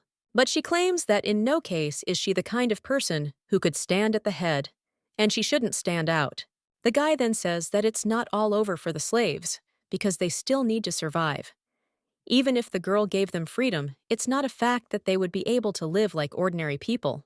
First of all, they need to adapt to a different way of life, and they need to work. And he points to one place and claims that it suits them perfectly. This is Mount Hepburn with magical stones. The monsters that interfered with the excavations have disappeared, and there is a huge amount of wealth there. The main character understands that this is why he chose this place, and the guy claims that there is something else that they will need, and asks if she remembers when they went to save his partner. The main character replies that yes, and understands that if he really wanted to save only his partner, he would have freed all the slaves on the spot and raised a ruckus. However, he asked them to wait until he prepared everything, that is, the guy planned to save everyone from the very beginning. Pian argues that such people need an excellent leader, and he is just right for this role. The main character then says that this is how it is, and the guy claims that especially now, information has spread, that freed slaves are dangerous creatures. And lately, aristocrats have been taking fewer and fewer slaves. This means that they are practically not needed in fulfilling their purpose. And Pian is thinking, where did he think of all this, because everything is going according to his plan? The main character says how cool he is, but Pian claims that all this will not last long. It is true that now they put a lot of emphasis on the extraction of magical properties, but this is just material, and these stones themselves do not bring any benefit. Magic into these stones, but only the Chiron Empire does this. As a result, only Chiron will be able to buy the stones. And the thing is that the person in charge of all this is famous for his immorality. He is not sure that he can deal with the old merchant with only his brains on his shoulders, because most likely Philip will fail there. The main character then claims that she didn't know that the guy was good at this, but he claims that they just go through this in class, and doesn't say the main games that he's a good guy. He's trying. The girl also claims that he has become taller, and his body has become stronger. Well, the young man is only embarrassed by this, and claims that it is because he is training. Lyra thinks that she is so glad that everything is fine with him now, but he has grown from a boy into a young man. The girl also thinks when he will grow up and become like in the book, so handsome and kind, and will love only one. Therefore, the main character hopes that at least everything will be like this. But then Pian is the main character. So who is she? The guy at this time claims that he will soon start training, and if he comes late, a hellish night awaits him. The main character then wishes him good luck, and when the guy comes out, she tells her to come back for something else, and replies that she already understood and let him go. The girl also thinks why she suddenly became so sad, and she is unconscious about the fact that the gap between the main characters and the secondary ones is quite large, after which she thinks that it is worth going to visit Philip. But when the girl enters the office, the lady with the blonde hair claims that Philip is not there now, because he is there less often now, and is always busy. The main character then says that this is how it is, and the girl claims that today he went to meet a merchant from Chiron. A little while later, the girl is already at the auction, and one man claims that he says that entry is prohibited without a special invitation, but the main character claims that she has money, and it's enough even for the VIP zone. Well, the security guard claims that he said no, so no, and he will have problems if he lets the girl in, so either she comes with an invitation or with someone who has one. The main character then thinks what to do. And is it really worth waiting until all this is over, or just finding another entrance? Well, at that very moment, someone screams that she does have an invitation, but the man says that she has no money. So how can he let her in? The girl screams that she just came to look. Well, this man pushes her and tells her to stop talking nonsense and get out of there. The girl falls to the floor, and several magic stones fall out of her purse. The guard tells her to sit there with the peaceful one, and will she take responsibility if they find out that he allowed her to enter, after which he closes the door. And the girl just swears, after which the main character comes up to her and helps her pick up the magic stones that fell out of her wallet.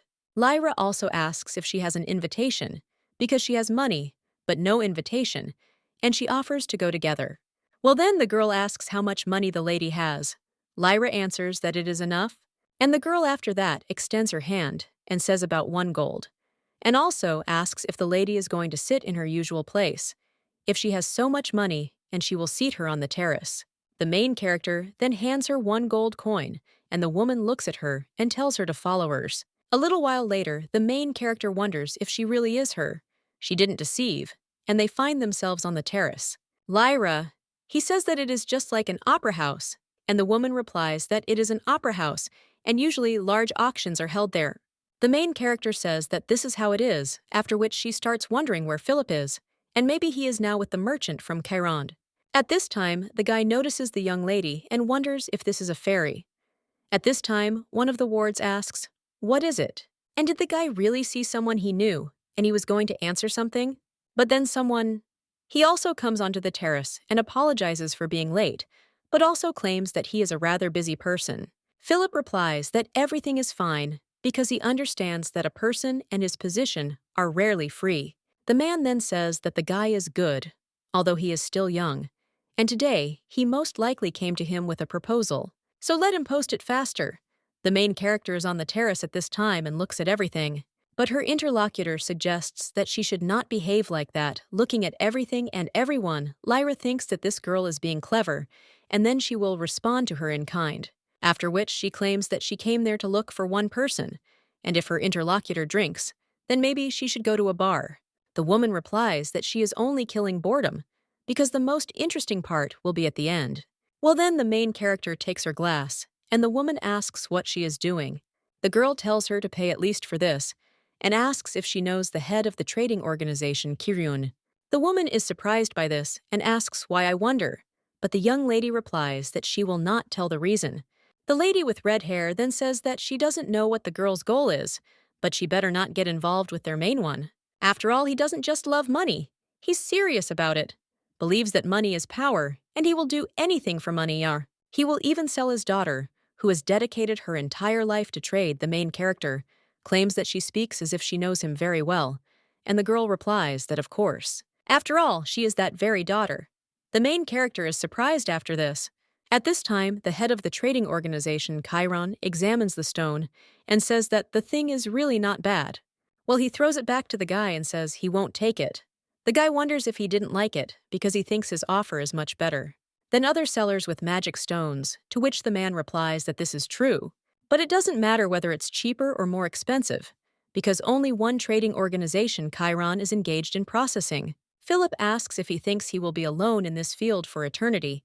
Well, the man replies that the guy is young and therefore doesn't know, but he has never missed anything that could bring in money, and if it slipped from his hands, he destroyed it even better. But at this time, someone cries out with gratitude for such a long wait.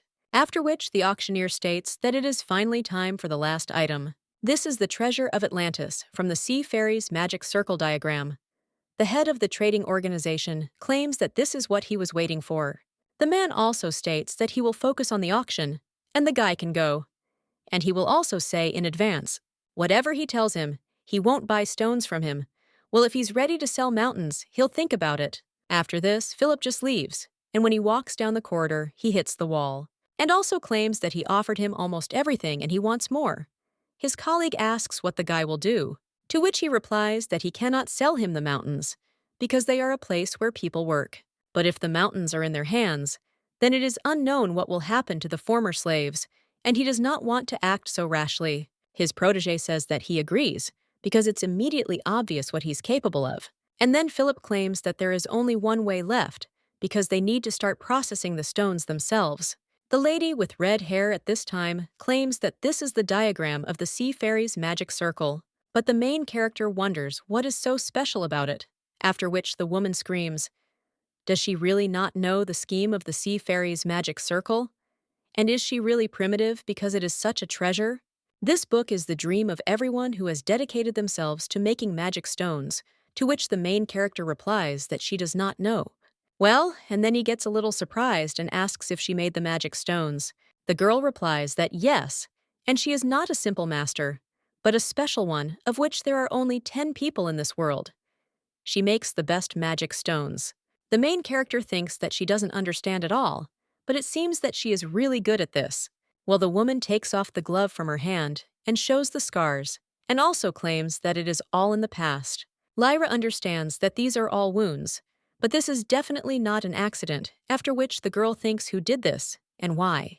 The lady with red hair claims that she did say that this is the kind of person who would even sell his own daughter, and now he wants to get all the mountains with magic crystals on the continent. So he sends her to the only mountains in the Kingdom of Gloria. The offer seems to be beneficial for both parties, and the father would get the mountains. And the Kingdom of Gloria has a master of making magic stones, from whom they would learn this craft. However, her father did not want to give them the art, after which the girl claims that the production of magic stones is a delicate and painstaking work.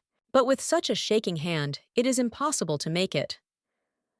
The main character then says that it turns out that the Kingdom of Gloria was deceived, and the girl replies that, roughly speaking, her father is sending her as a concubine. And therefore, even if she cannot make stones, this will not be a violation of the contract. She has no idea how they will treat her there, but her father is not the kind of person who cares about this kind of thing. The girl then drinks a glass of wine, and then says that she always thought so. That if she becomes an excellent master of making stones and earns money, then her father will recognize her. So she tried her best to become the best in her field. But I forgot something important. After all, there are many ways to use it, and it doesn't matter what the price is. Everything is decided by the person who has the money, but she didn't understand this and ruined her life. Now the girl asks if it's really a pity, but she wanted to look at this book at least once. After all, it's something like a dream. The main character asks if the girl really wants this book, and she answers that it's impossible. After which, Lyra claims that she will buy this book for her, and in return, the girl will be hers. The lady with red hair is a little surprised by this, and the main character claims that it sounded too ambiguous. She also claims that she means to negotiate since she is a master of making stones. But the woman then asks if she really didn't hear her, because that's impossible. At this time, the host suggests starting the auction, and the bids start from 1,000 gold coins. The lady with the red hair claims that this starts, after which the stakes increase and rise to 1,900. Lyra asks if she should just raise her hand, Boston, which the girl does. The head of the trading organization, Chiron, wonders who this girl is, but then he sees his daughter next to her. Ellie asks what the girl is doing, and the main character replies that she wants to buy it for her, after which the man gets angry and raises his hand. The main character at this time asks if she can always keep her hand raised, but the lady is only interested in what she is doing, after which she tells the girl to lower her hand. But Lyra asks why, after which she waves her hand at everyone, and also asks if it is possible to do this. The lady with red hair screams that it is impossible. The presenter at this time claims that the bet has been doubled, and now the amount is 4,600. Ellie asks if the girl is really an idiot and to quickly lower her hand. But the main character wonders if it means that if you wave your hand, the amount will double. She also claims that everything is fine because there is not even 5,000 and nothing to worry about.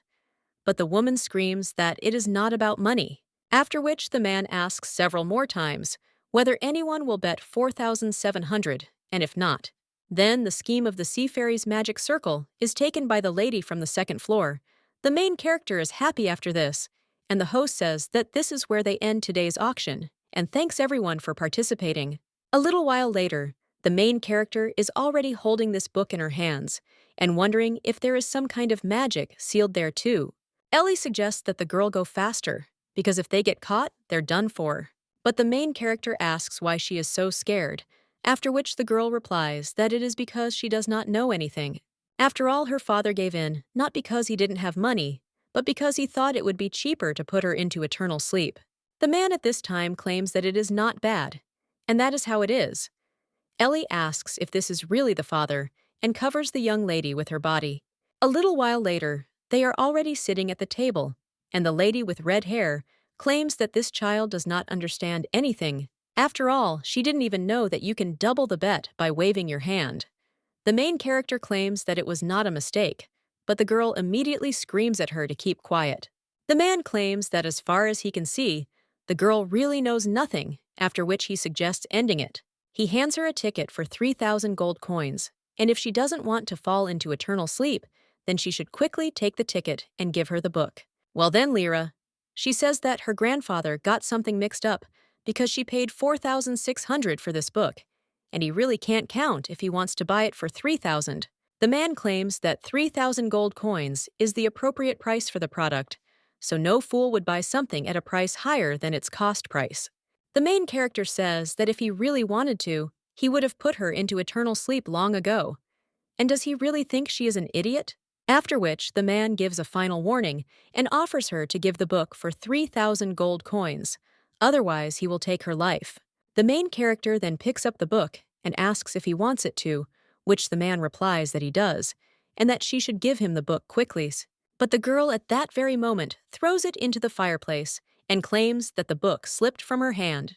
The man screams what she has done and orders to quickly pull out this book, but the main character says that not so soon. After which he begins to use magic, and metal pipes fall from the sky. At that moment, the man finds himself locked up, and the main character claims that she doesn't really understand.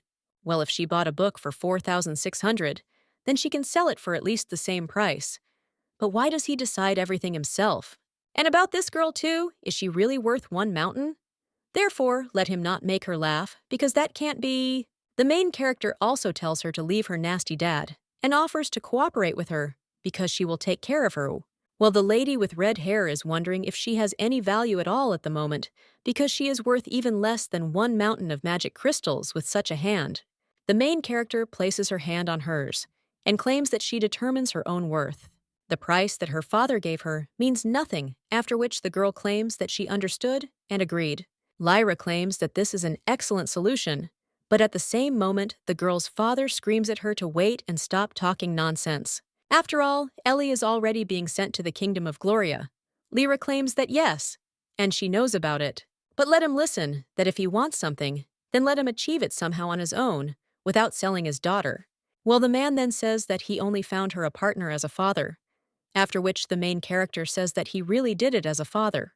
After which he takes off the glove from the lady with red hair, and asks what it is in his opinion. The man then smirks and asks if the girl will really cooperate with her, even under such conditions. He also wonders what Ellie is thinking and what she can do with such hands, smiles after this, and also tells her father not to worry, because she will take care of herself, and let him also take care of himself. After which the two teleport and Rosalind asks the fairy if something happened. The main character says that yes, and there is something, but then she suddenly feels her heart pricking and wonders if she imagined it. The lady with the blonde hair wonders if the girl went after Philip, after which she also asks who this girl is. The lady with red hair at this time claims that she will never agree to teleportation again. The main character then claims that this little sister is a master in making magic stones, but the lady then tells the girl to wait, because she said that with such hands, she is not capable of anything, so she will simply help as much as she can. But the main character claims that she is still more suitable for the role of a master, after which she also tells the girl to give her hands, and then use magic on them. All the scars immediately disappear, and the lady with red hair is shocked. Lyra claims that she tried so hard. So it would be a shame to spend the rest of my life with hands like that. The lady with red hair wonders how the girl did it, and Lyra offers to show her father that she is worth more, after which the girl claims that her father always said that money shows a person's abilities. Therefore, in a few years, Ellie's trading organization will surpass Chiron's trading organization. And to tell the truth, she is more capable than her father, Lyra and Rosalind, then say what a cool sister she is. And the girl claims that her name is Ellie, and since they are going to work together, they need to at least know each other's names, after which she asks what the girl's name is. The main character replies that, in fact, she will not be dealing with her, because this guy's name is Philip, so she definitely needs to know her name. But then the girl asks what to call her, and when the main character doesn't know what to answer. Then Rosalind says that a fairy is a fairy, so she suggests calling her that because she is a fairy after all. Ellie is shocked and asks if she is a fairy, and she can't see it. Lyra. She claims that she understands everything perfectly well, and therefore asks not to look at her like that. And the woman says, okay, let it be so, because she also healed her hand. But she still wants to know more about the terms of the contract, and she thought that she would work with her, and not with some Philip. And the girl is interested in who he is. The main character replies that, to be honest, she herself can't tell what he is like, but she will tell her the circumstances. Rosalind suggests discussing everything over a cup of tea. A little while later, the lady with the red hair says that yes, she heard that the slave traders bought the Hepburn Mountains with magic crystals, but she didn't think that such things were behind it. And it was the county of Chiron, and also they stained the family of Rollens. The main character says that, yes, she wonders if the girl knows about it. To which she replies that of course they are cooperating with the trading organization Chiron, and the matter is with salt, after which the girl claims that she has come up with something interesting, because in Bariana it is forbidden to make salt, and also to sell it. After all, if they catch you, they'll execute you. The main character wonders if they really execute you there because of salt, although having slaves is completely legal. The girl claims that in Chiron it doesn't come to such absurdity, but as punishment, they pay a fine or are prohibited from working on the territory of Barian. However, the county of Chiron is different. Rosalind at this time asks if it is really possible, and the main character wonders if this means that they will take revenge for the same thing. The lady with red hair claims that she will clap for evidence, but they will get it, and let the girl tell her what to do with that book, since she burned it. The main character then takes out this book and claims that it is there, but the woman screams, "Why?" To which the lady replies that she burned another book and simply replaced it with a similar one. The lady with red hair then says that it is amazing because she would never have thought that she would hold this book in her hand. Well, when she opens it, she claims that she can't read anything and also wonders what language it is. Lyra asks if she was really so crazy about this book, but didn't even know what language it was in. The art of making stones has belonged to mermaids since ancient times, and this book has always been considered a treasure into the hands of few people, and only they know about the existence of the book. The main character thinks whether she is talking about mermaids, and also tells the girl to give her this book. When the lady opens it, she says that everything is as she thought, because it is the language of Atlantis. Ellie asks if she can really read what is written there, and the main character claims that on the first page, it is indicated that you can gain power if you really want it. Well then, the main character sees in front of her someone who says that he loves her very much. The girl then goes into shock and then faints. Two girls immediately rise from their seats and scream for the fairy to hold on. The young lady at this time thinks that she is in a lot of pain, and her whole body is heavy, but then she thinks why this is so. When the lady opens her eyes, she hears someone saying that an inspection needs to be carried out, and wonders what kind of place this is. The doctor at this time claims that to begin with, the lady knows what her daughter has eaten in recent days. The woman replies that she doesn't even know about the man telling her to listen, because her daughter is in a very bad conditions, after which the woman tells him to do as he knows. Hey, this is all so annoying that I wish this girl would quickly fall into eternal sleep. At this time, the main character closes her eyes and thinks that, in fact, she is tired of all this, after which she opens her eyes in shock and gets up from her bed and also thinks, where is she, and wasn't she in the hospital?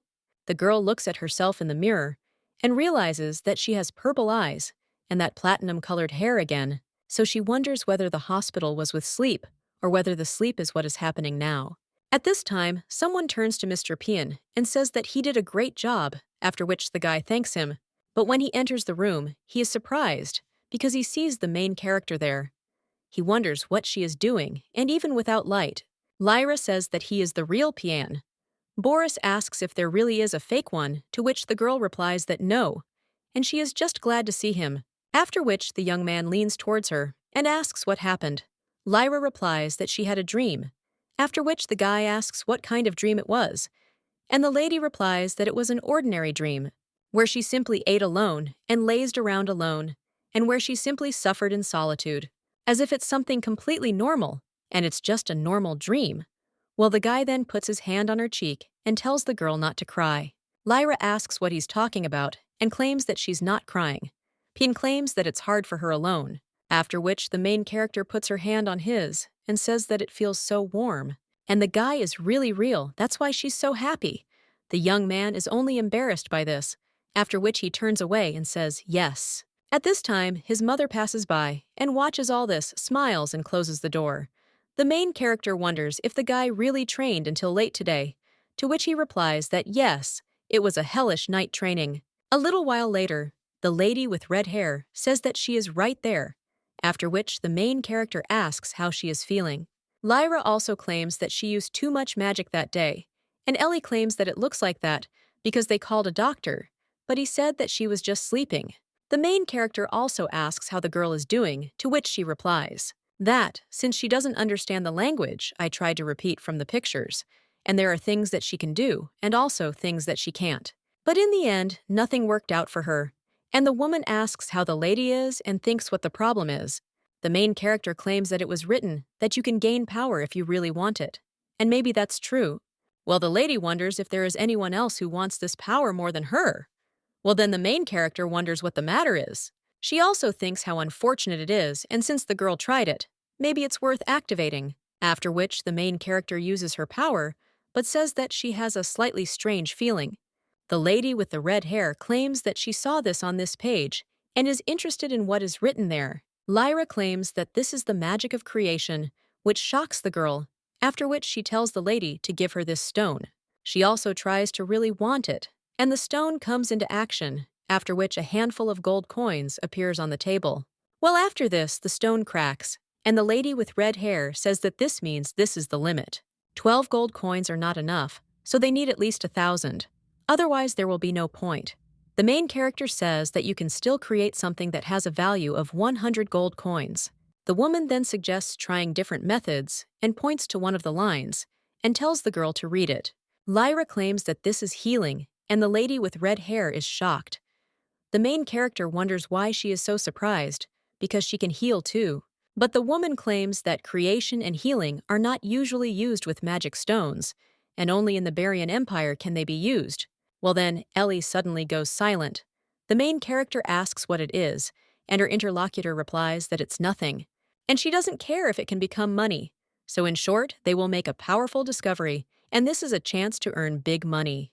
And if the fairy will be paired with her. But the main character wonders why her. After which, the woman claims that she just told the girl that she felt something. And it seems that in order to activate these stones, magic is needed, and they have a huge amount of it. They'll be great partners, won't they? Answers yes. After which the girl hands the stone to Lyra, and he says that he gives it to her because she can use it for her own purposes. While the main character claims that she can heal as much as she wants anyway.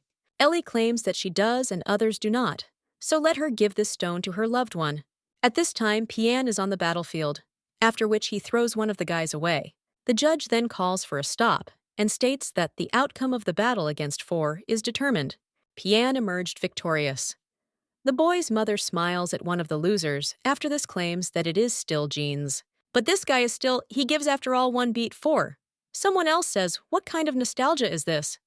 But he remembers how he once ran away from training. At this time, someone else comes up to Pian's mother and says that his brother is trying. It turns out it's Paris. And he also tells the woman to look at him so sternly, and also suggests relaxing because she is his teacher.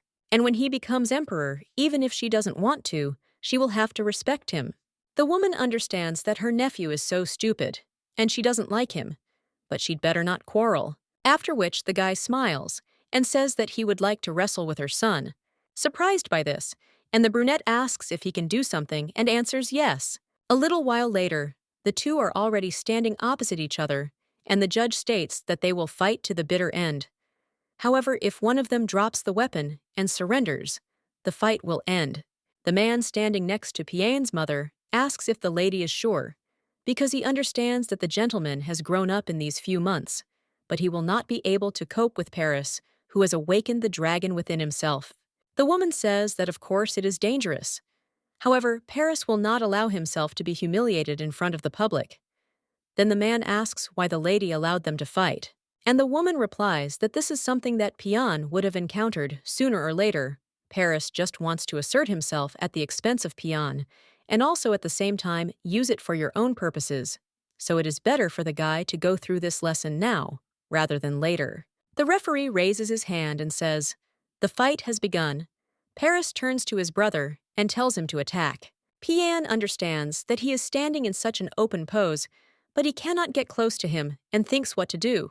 At this time, Price claims that if he is not going to, he will go first, after which the man attacks him and kicks him in the stomach.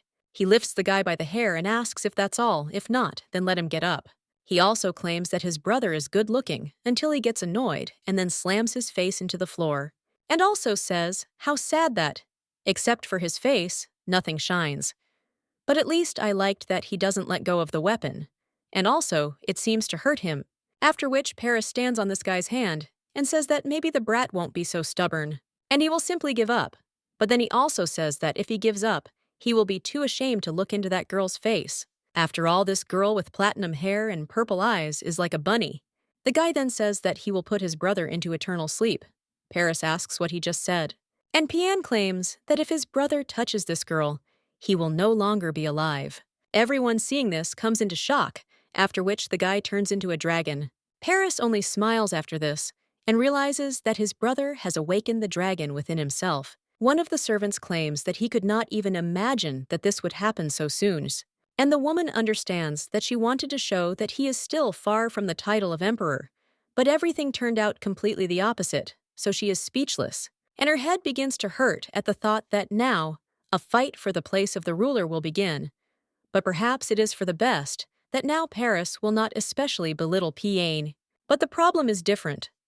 A little while later, the main character teleports to Pian's room. She looks around and wonders if the guy hasn't come yet. But he always came back after training, all tired and covered in various ailments. So this stone will do him good. Well, at that very moment, someone says that the lady is there and claims that they haven't seen each other for a long time. The main character turns around and sees Madame Madeleine there, and also says that this is Pian's room. The brunette replies that she was aware that the lady visits her son from time to time, and today she has news. To begin with, she asks to be allowed to thank her, because thanks to her, they were saved by their son, and there are no words to express her gratitude. The main character then asks what she is, because for her happiness, Piana is her happiness. The girl wonders what happened because she is so scared, and the woman claims that if she needs anything, then let the lady contact her, and they will gladly return the debt. Lyra replies that she copes mainly with the help of magic, so everything is fine. The woman then says that she remembers that the girl is a great master of magic and wonders if she can ask her something. The main character answers yes, after which the woman asks if she wants to become Pian's other half. Lyra then becomes embarrassed and asks what she is talking about, and the woman replies that yes, and whether she wants to. The main character says that it's not that, and she just didn't expect such a question. The girl also thinks that in reality she is already an adult, and Pian is not. So she claims that she is in shock and finds it difficult to answer. The woman then says that this is how, and then says that the lady should never meet with him again for his own good. The main character is surprised by this and asks why and whether she did something wrong. The woman then asks not to misunderstand her because she did not say that the problem is in the lady, and on the contrary, she wants them to be in a close relationship with him. However, today the boy awakened the dragon in himself. Lyra asks if this is really true and understands that this usually happens after coming of age. The woman claims that of course she wanted Pian's power to awaken, but his dragon seal is many times stronger than hers. And of course the side effects from it too, after which the woman sighs, and also wonders if the lady noticed that he has feelings for her. The main character remembers those blue eyes always directed at her, and thinks that maybe the guy is acting a little childishly, but he always chooses kind words, and his warm hand touching her as something dear. Therefore it is natural that one cannot deny the fact that he is not indifferent to her. And the girl claims that she knows, after which the woman claims that she understands that the lady is staring at them. However, she cannot claim that it is forever, and she is not even talking about feelings. After all, the lady can disappear into another world at any moment, like a fairy. The main character then wonders if she will really disappear, and if that is really true. The brunette claims that she is well aware that they owe her a great deal. However, she worries more about her son's condition after unrequited love, because if she experienced it so badly, Pian can also fall into eternal sleep. The main character is shocked after this, but he claims that this can happen to anyone, and then wouldn't it be dangerous for him to be in a couple at all? The woman claims that the imperial family of Chiron is not attached to social status. However, usually the representatives of the royal family of Chiron, who awaken the dragon in themselves, choose as their partners those who have Chiron genes. If they connect their seals, their feelings will never be destroyed, But even if the red liquid Chiron does not flow in the partner, there are many ways to leave the connection. Thus, the awakened dragon is given many privileges, including strength and military power. However, the lady has power and money, so nothing will guarantee that she will stay with him for life.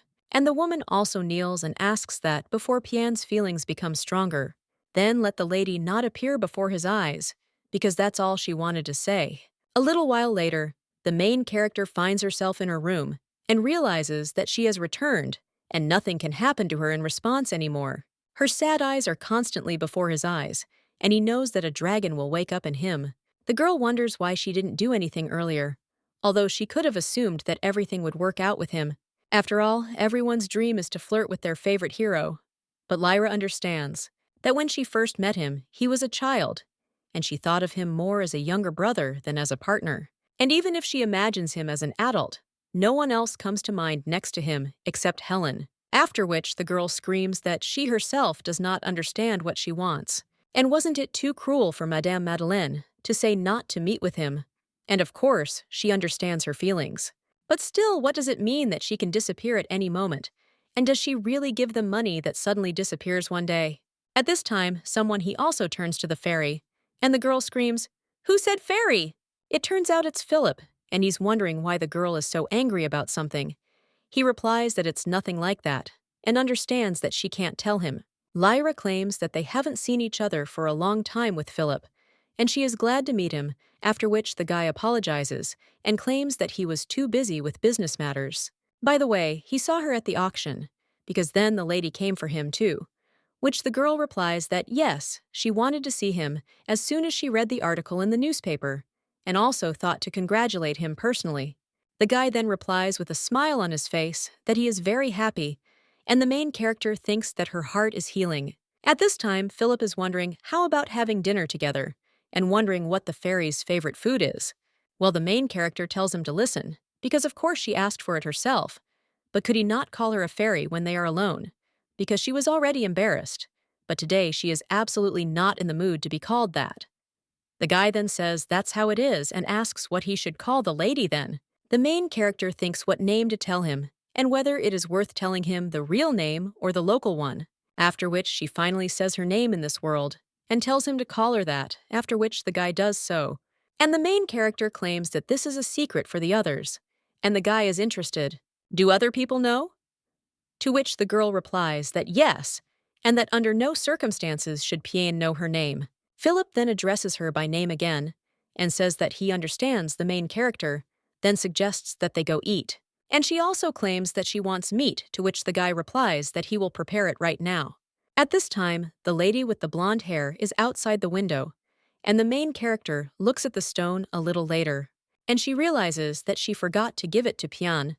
But still, Lyra realizes that if she returns, she will likely encounter Madame Madeleine again. So the girl thinks that maybe she should give it to Philip. At this time, Rosalind approaches the fairy lady and asks if he can talk to her. A little while later, the two are already sitting at the table. The main character asks if the girl wants to build a school, to which she replies that yes, there are many among the former slaves who cannot read and write. This causes problems when drawing up documents and various contracts, and it is also a necessary thing to continue living in society. That's why she thinks that basic knowledge can make their lives much easier. Lyra claims that this is a great idea and asks if the girl will be a teacher, to which she replies that she is not a scientist, but she and Philip were taught writing and mathematics, so they can be useful. The blonde lady claims that she is always grateful to the fairy, and that Philip always tried to help others. But he always complained that he didn't have enough strength for this, so she thanks the lady. The main character then says that there is no need to thank her like that, but the girl claims that there is no need, and that the lady is indeed a good person. After which, Rosalind claims that she has another request, and the girl asks if she can also call the lady Lyra. The main character is surprised by this, and then asks how the girl knows her name, to which she replies that she accidentally overheard their conversation with Philip. She also asks if she can, to which the main character replies that of course she can, but when there are strangers, she should abstain. Lyra understands that the main thing is that Pian doesn't find out her name, and the blonde then says, "That's how it is." But then she claims that in fact, she was worried that the lady loved Philip. Since she only told him about her name, the main character is surprised, and the girl claims that having been convinced of the opposite, she calmed down. After all, she always loved him. The main character Datova is surprised and asks if Philip does too. But Rosalind replies that no, and the feelings are only on her part, so she tries to become worthy of his attention and suitable for him as a partner. The main character then says that this is how it is, but then she thinks what kind of unpleasant feeling she has. Rosalind at this time asks if the lady is going to do this, and the main character asks what she is talking about. The blonde claims that the lady is a magnificent sorceress and will choose the right one for herself. After all, it doesn't look very nice to such simple people as they do. Lyra thinks she understood, and in fact, Rosaline is trying to create distance between her and Philip. A little while later, the lady with red hair approaches the main character, but she understands that she thought that she and Rosalind were getting along, and of course there are moments when she looks at him. But wouldn't that happen to every girl if he showed her kindness? At this point, Ellie screams out, whether the girl can hear her at all. The main character then asks what is going on. After which, the lady with red hair, almost crying, says that this stone broke and asks what happened to the girl. Lyra then apologizes, and Ellie asks what's wrong with her since she's not herself.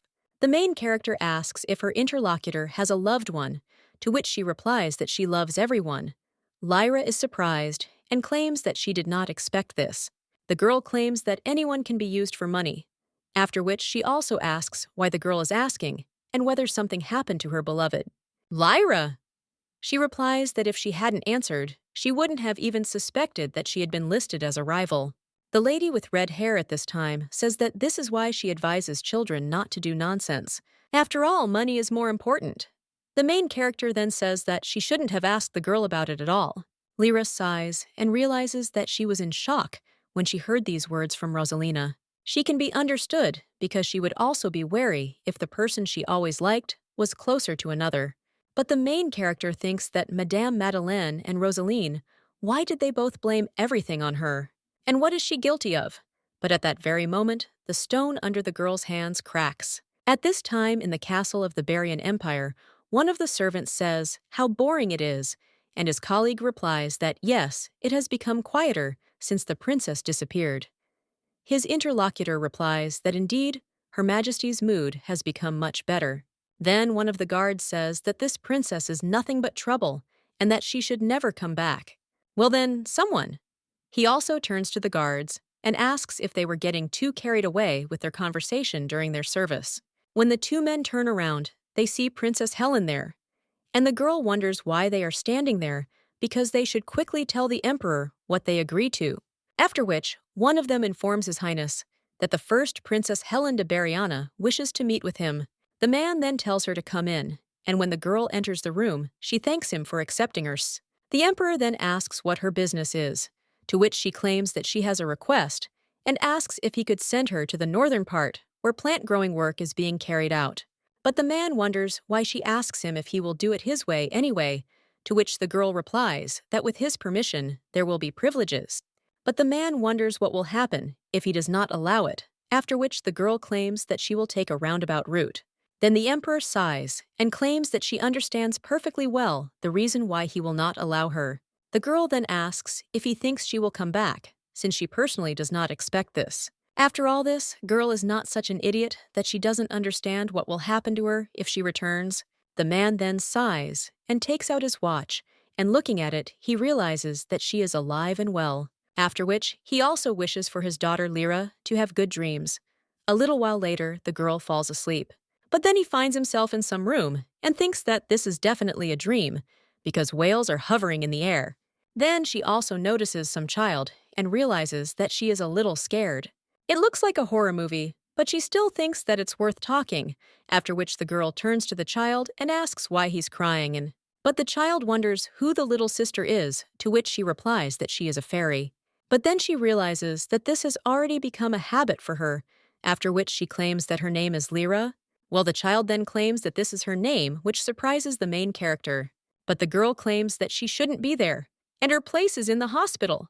The main character then opens her eyes and sees doctors and IVs next to her. At this time, Philip is in his office, and Rosalind comes up to him and also claims that she made tea and he can rest. The guy just nods after this, and the girl gets angry and claims that they will have a break. So if he continues, he will collapse from exhaustion. But Philip then says that he still has a lot to do. Rosalind claims that Hepburn's slave trade organization is completely destroyed and the mountains are in his hands. He also made an agreement with a master to make magic stones, so the girl wonders where he is in such a hurry. The guy then claims that even if Hepburn's organization is destroyed, this does not mean that the slave system has completely disappeared, and that we need to act on a larger scale, and for this we need force. And to have it, you need to make a lot of effort, so he doesn't have time to rest. The blonde then becomes depressed and wonders why he is going so far. And also, is it really Lyra? But at that very moment, a lady with red hair bursts into the room and screams that the situation is an emergency. A little while later, they come to the main character's room, and Ellie claims that she came to wake her up because it was already lunchtime, and she still hadn't entered the workshop, but she doesn't wake up. Rosalind at this time says that maybe she is just sleeping like before, and the lady with red hair answers that if she doesn't answer, now everything is different, and she shook her, but she doesn't wake up. At this time, Philip claims that this is indeed strange, after which he turns to Rosalind and tells her to call a doctor, to which the girl replies that she understands. The guy also turns to Ellie and asks if she has recently made stones with healing powers, to which the girl replies that yes, and Philip claims that he will cover the costs of this, so let her bring everything. The woman then says that they definitely can be useful, so she immediately runs away and claims that she will bring them right now. After which Philip turns to Lady Lyra, but then notices that tears are appearing in her eyes, and the young man immediately gets excited and cries out to her and asks her to wake up. The main character then opens her eyes and the guy asks if Lady Lyra is okay. The main character asks if it is Philip, after which the guy replies that yes, and it is him. Lyra immediately hugs him and cries out that she was able to return Philip, then asks Lady Lyra in surprise what happened. Well, the main character only cries after that. At this time, the lady with red hair returns to the room and claims that she brought the stones, but then she also asks if the girl has really woken up, and he wonders why they are hugging the guy. Then tries to say something. Well, the main character just jumps on Ellie and screams her name. The girl then asks what happened to hers. A little while later, the main character is already sitting barely alive, and Ellie asks how they should understand this, since she hasn't been sleeping all this time. But she still claims that it is not surprising after that incident. At this time, Philip turns to the fairy and claims that this tea helps to fall asleep, and if it doesn't work, she can ask the doctor to bring a sleeping pill. The main character at this time asks Philip if he has really forgotten who she is, and creates a sleeping pill with the help of magic. The guy then says that it is true, but if it is hard for her, he asks her to tell him. After all, he may not be useful, but at least he will be nearby. The main character then addresses Philip with emotion, but at the same moment, the lady with the blonde hair claims that they too. Rosalind says that Ellie and she too will always be there, and there is that man who was with her when she came to save her. The main character then asks if she is talking about Piana. The lady with the blonde hair claims that she doesn't know his name, but most likely, Lyra understands that a lot of time has passed since their last meeting, and she also remembers how the guy asked her to promise that she would come back, so she thinks that he is hers is waiting. At this moment, the young man falls on the bed and thinks when the girl will come. Well, at that very moment, he hears someone's voice. It turns out that it is the main character, and she is wondering how he is, which makes the guy surprised and wonders what she has been doing all this time. Lyra apologizes and claims that she had a lot to think about, after which she congratulates the guy. After all, he became stronger, and she heard that he awakened the power of the dragon in himself. The guy then asks how she knows, to which the young lady replies that, isn't it natural since she is a great fairy? But the guy then says that he really did think to surprise her. The main character then hands him the stone and says that it is a gift. It's a healing magic stone, and it doesn't give eternal life, but she thinks that this stone will be useful to him. The young man then thanks the lady, and she turns to Piane and affirms that the young man wishes him only happiness. Then he wonders why she suddenly does this, and the girl insists that she wants him to always eat healthy and tasty food, and also look at everything beautiful. Training is good, of course, but let him not forget about rest, And also let him be surrounded only by good people. Falling in love is also possible, but let him be careful with a girl who has short golden hair and green eyes. Well, the young man then screams in shock for her to wait and asks what she's been saying, because the girl speaks as if she's saying goodbye forever. After which, the main character becomes a little depressed, but still turns to Pion and tells him not to wait for her anymore. The guy then in shock asks why and what is happening and also why she is doing this. Lyra claims that she saw a dream, but then realizes that it was more likely reality. Lyra's body, she was in a dream for half a day, but in reality, for a whole week, one day someone told the girl to smile, at least because they were taking pictures. Well then, someone said that maybe it was worth leaving her thing. What difference does it make? To what else he answered that he agreed. After which, these two took pictures, and one of them claimed that everyone insisted that they visit, so they came. But the girl looks healthy. After which, one of them turns to the girl and says that she is pretending, and maybe she is thinking of saving money on this. After which, one of them screams, "Why is she on the phone all this time?" and let her not ignore them. But his friend then suggests that they go, and the guy then asks why they came at all. The main character at this time almost cried and thought why she came back, and whether it was because she had already saved the main character, and also because she had used the power as she wanted, and because she had run away from her family. Or maybe it was all just her fantasy. The girl also thought that it was impossible, and she wanted to go back. And she also asked to be returned to that world. Every day she cried and prayed for his return. And finally it happened. So after that, she became afraid to fall asleep. Lyra pinched her hand so that she wouldn't want to sleep, and the girl wondered where sleep was, at the hospital or in this room. But both worlds are too realistic, and maybe she moves through two worlds. The girl also thinks, what is the condition for getting into these worlds? And she drew conclusions, realizing that the current her cannot control this process without knowing anything, and there is no point if they are not there. And especially what will happen to Pian Brother's boyfriend asks Time what kind of dream it is and whether she is going somewhere. And the girl then replies that she was given a message to return to the world of fairies. Her burden screams that she is lying because she always justifies herself with this when she does not know what to answer. Lyra turns around and says that if he doesn't want to, then he doesn't have to believe it. But even then, he will change for her, because she won't come there anymore. But the young man then grabs the lady by the hand and tells her to take him with her, because he will go with her wherever she goes. The main character then tells him not to be capricious, and asks what will happen to Madame Madeleine. The guy after that claims that he understands that she doesn't need him, but he doesn't want her to leave. The main character then suggests making a deal. After all, when he becomes happy, she will come to him. The guy then asks what it means when he becomes happy, and the young lady claims that they will meet then. If he can find happiness, then he will no longer be attached to her, and will connect his fate with a person who is worthy of it, and perhaps even forget her. So now the main character asks if he agrees.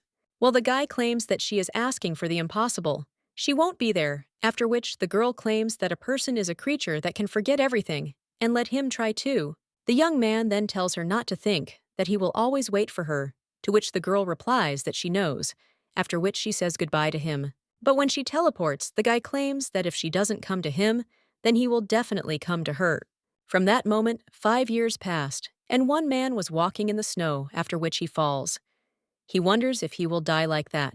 Well, then someone else comes up to him and asks if it's that uncle again, after which the girl heals him and also tells him to wake up. And she wonders if he's alive. A little while later, the main character pours him a cappuccino, and also claims that this is why she told him to use magic teleportation stones. But he claims that he cannot spend such expensive stones on this movement, and for them who are used to such a distance, it is not a problem at all to get there themselves. At this time, the lady with red hair says that they haven't seen Noah for a long time. The main character wonders if Ellie worked all night again, to which she replies that yes, and teaching others the art of making magic stones fulfilling and sending a bunch of orders. And also this time, they gave her a special order, so she doesn't have time to sleep. Noah then claims that this way the girl will get to heaven faster than him, but he is only interested in how things are going for Noah. The guy replies that he received an order to make healing stones, and at first he was scared, but it turned out very well, and the Berrien family liked it. And also with Ellie's approach, only the best masters are born, and yet her works are a great success because they sell very well. It was also a great idea to introduce her own engraving sign on the stone, because a stone with her image of a rose can be sold to anyone, and for as much as you want. The woman then says that this is the basics of doing business, and the rich always want something special, after which she also says that the guy came because of an order. And this time, the order is for His Majesty, the Chiron Empire. The main character at this time thinks about His Majesty Chiron, and he remembers the guy with black hair.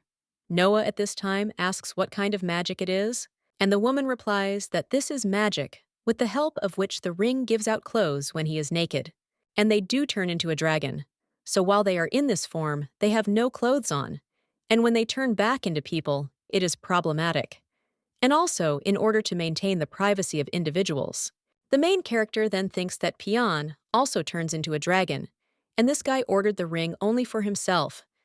And this idiot constantly walks around half naked, but is embarrassed by his bottom, and then she herself will protect Pion. After which, the girl turns to the lady with red hair and tells her to do the same for her. Elijah asks why, and she doesn't need it. Lyra, she replies that she doesn't need it, but the other one does, after which the woman says that maybe she has a boyfriend, but the main character just tells her to make this ring already. The lady with red hair then says yes, and she will do it when she has time. Noah then claims that he will probably go, and the woman says that he definitely will, and also let him keep the documents and be careful when he returns. And let him not dare to lose the ring, Vitya it is worth 12 like him. After which the guy claims that he understood. The main character asks if she should walk him to Hepburn, after which the man asks, is she sure and can she go there? The main character then says that it's not that she can't. She also understands that 4.5 years ago, she broke off all ties with Pion, and after this time, he came to Philip and asked where she was. Philip then asked what the guy was talking about, but he replied that he was talking about her fairy savior, and asked again where she was. The guy then thought that he didn't understand what was going on, but it was better not to say where she was, after which he decided to pretend that he didn't know, and claimed that in fact he didn't know, and that he wasn't in such a relationship with her, that he would know her whereabouts. Pian then said that it was like this, and Philip then sighed and understood that they had just seen her a few days ago, after which he claimed that this girl was very busy. But after that, Pian grabbed the guy by the shirt and claimed that the smell remained. And since he doesn't want to answer him nicely, so be it, after which he named Philip's first and last name. Some magical symbols appeared on the guy's neck. Pian claimed that this is the dragon's covenant, and he answered his call, so as long as he doesn't try to harm him, they will be friends, and he will not touch him, and also he must greet him every time he appears. But then Philip asks how he did it so quickly, after which the guy offers Philip to be friends, which shocks him. After this, Pian began to visit him constantly, and began to visit her, so she also began to keep her distance from Philip, and thus now she rarely visits Hepburn. Of course she is worried, but the letter said that Pian had never come for a year, so it probably wouldn't be a big deal if she dropped in to see them.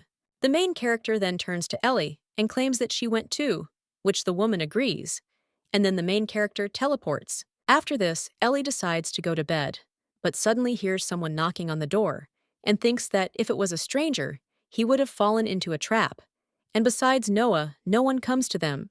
After which, the lady opens the door and asks, who is there? Well, when she sees a man in a robe, she is surprised.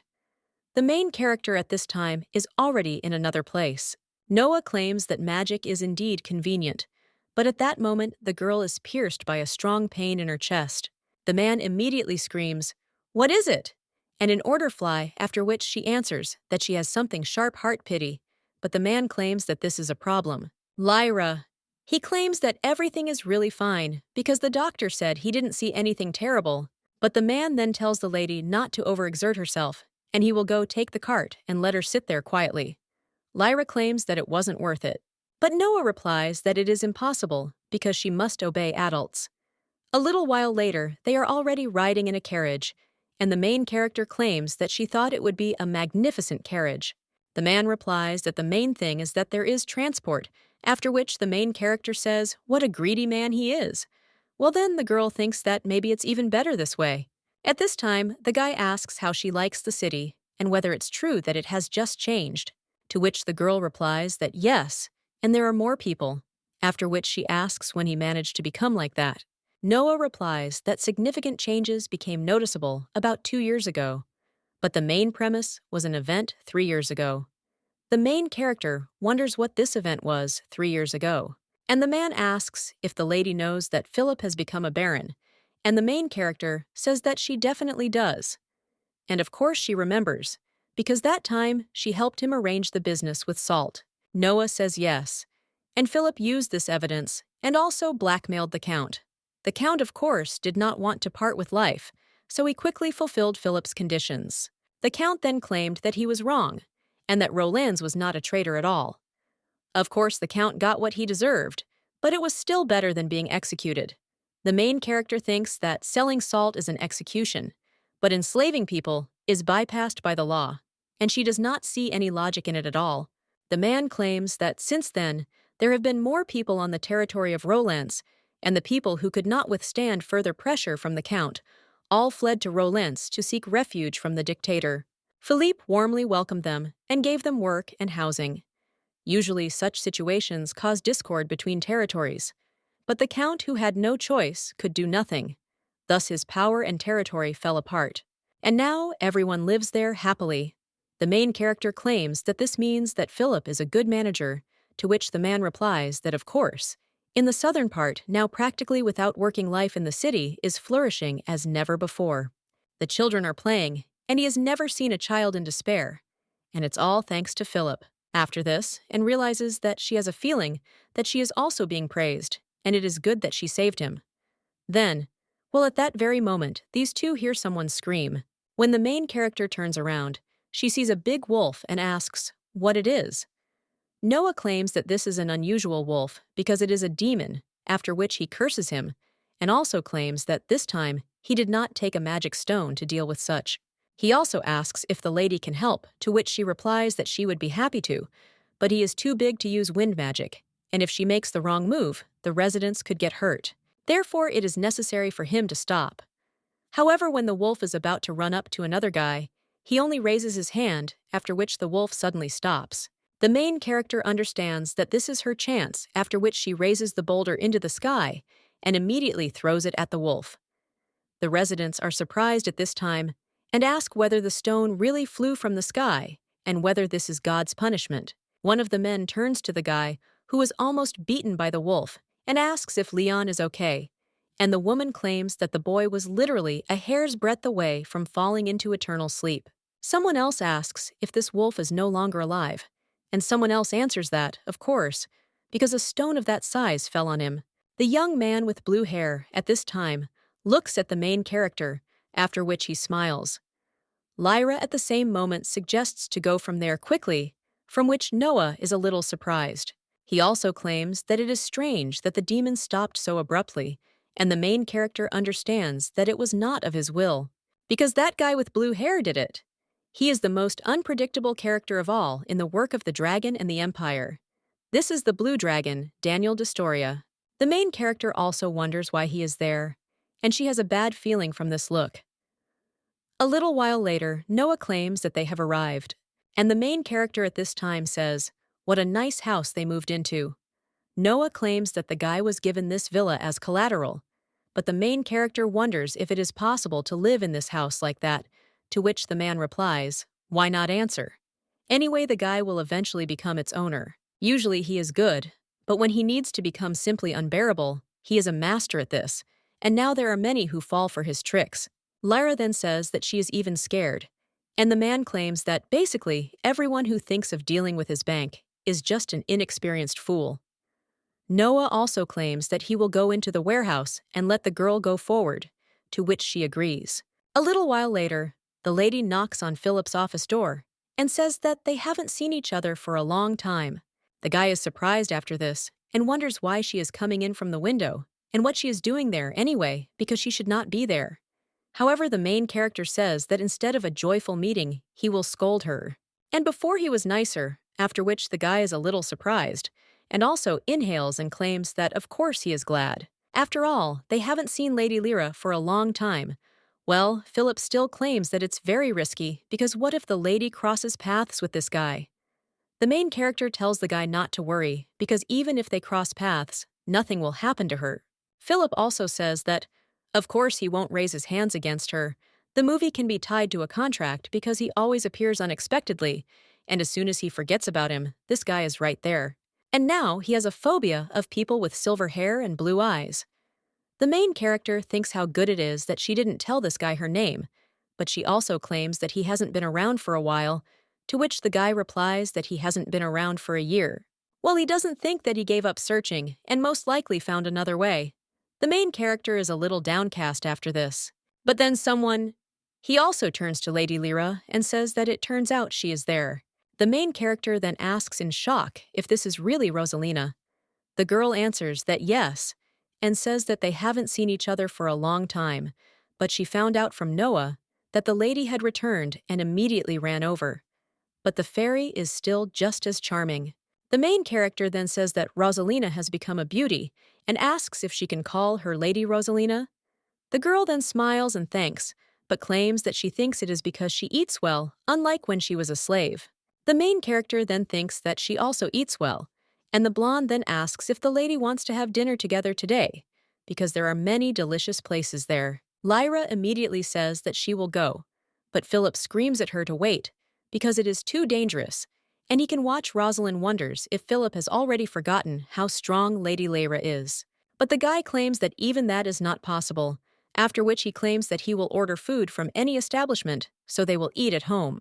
A little while later, the main character asks if the school has really become so big. The blonde replies that yes, and at first she only taught math and reading, but after thinking about the future of her children, she decided to develop this direction, and now they have 18 of them. The main character says how great it is, and Rosalina has a whole academy. The blonde then says that it's all thanks to the children who continued to go. But Philip says that she is wrong because she sat and worked at night, thinking over the curriculum, and during the day, she looked after the teachers and took care of the children, so not everyone can do this, and she should be more proud of herself. Is embarrassed by this and says that it's enough because she's embarrassed, but the guy asks if this is something to be embarrassed about. The main character understands that in her absence, they have become closer, and for Rosalina, this is an advantage, so the main character says that the two of them are right for each other. However, Philip claims that they are not in such a relationship, after which the main character says, okay, well the guy claims that it is true. Rosalind at this time turns to Lady Lyra and also says that she has a request. The main character is interested in what it is, and the blonde claims that she wants graduates to take over the management of the trading company, Rollins. Well, Lyra asks if there are not many of them. The girl replies that yes, but they are led by people from other countries. In the South, an aristocratic family has taken over several companies, so she asks if the lady thinks that this is too much. So she taught the children everything that would be needed in the trade, and she herself also learned a lot. The main character thinks that, well, and from the outside this girl looks weak, but inside she has a strong spirit. Still, people shouldn't be judged by their appearance. However, the blonde claims that they have knowledge, but no experience. So she wanted them to at least go on excursions to other trading companies and tried to achieve this with money. Many refused. The main character understands that, as far as she remembers, this man was really like that, and everything in the matter with the magic stones was the same. The blonde at this time says that she wanted Lady Lyra. However, Philip interrupts her and claims that it is impossible. Rosalind claims that she has not said anything yet, but the guy replies that she will still ask for something dangerous. The lady with the blonde hair answers that, no, because she just wants Lady Lyra to bring an accounting book from another company, but the guy claims that it is quite dangerous, and she understands that this is trespassing on someone else's territory. Rosalind claims that a common man couldn't handle something like that, but Lady Lyra can, and she just wants the best. The guy claims that this is no reason to send Norilsk to Lady Lyra. But the blonde then asks why it is not possible. Because she fulfilled his request to steal, the guy does not even know what to say after this, and clenches his fists. Well then, the main character stands between these two and tells them to avoid fighting, because she will take this book for the girl, after which the lady thanks her. But Philip replies that if you don't answer, such things are under strict protection. The main character claims that everything is fine because she already has experience, and she will quickly cope with it. A little while later, The girl thinks that now she wants to hit the one who agreed. After all, now a guy with blue hair approaches her and claims that he was wondering who was wandering around there. It turns out they met again. So the young man wishes the mouse a good evening. The main character realizes that she should run after, which she immediately turns around. The blue-haired boy screams at her to wait before grabbing her clothes, but the girl is already starting to teleport. And in the end, the guy is left with a torn piece of clothing. Lyra is on the street at this time, but realizes that her heart is constricting again, and she wonders what is wrong with her. After which, the girl heals herself and sighs, and says that she should leave Hepburn soon. A little while later, she already puts a pile of papers on the table. The blonde is then surprised by their number, and the main character says that these papers are from as many as 8 companies. The lady with light hair then thanks Lady Lyra. Ada claims that it's easy, after which Rosalind claims that she then hurried to school. But the main character claims that now the door is night, and the woman claims that for studying there is no difference between day and night. She also wishes these two good night, and the main character claims that she has not done this for a long time. But after the blonde leaves, Philip asks if the lady is okay. The main character replies that of course, and asks who he thinks she is. She also understands that she panicked a little, but oh well. Philip then says that Rosalina is very kind and indulgent, especially to children who try hard, but are also too stubborn and almost impossible to convince. In relation to Lady Lyra, she will try to extract maximum benefit, so let her not fulfill her requests. The guy also draws attention to the girl's torn clothes and says that especially such dangerous ones. The main character asks if the clothes are really torn, and she didn't even notice, after which she claims that most likely it just got caught somewhere, so he shouldn't pay attention. But Philip claims that nothing lasts forever, and this also applies to ladies, because if she doesn't eat, she'll get stomach problems, and if she doesn't sleep, she'll be constantly tired. And if he overexerts himself, he will break his heart, which makes the main character surprised and wonders how he found out, and also wonders if the guy she arrived with really told him. Philip claims that it was he who recommended the doctor to her, and the main character understands what it means that the doctor who examined her then tells information about patients without his knowledge, and where is the confidentiality anyway?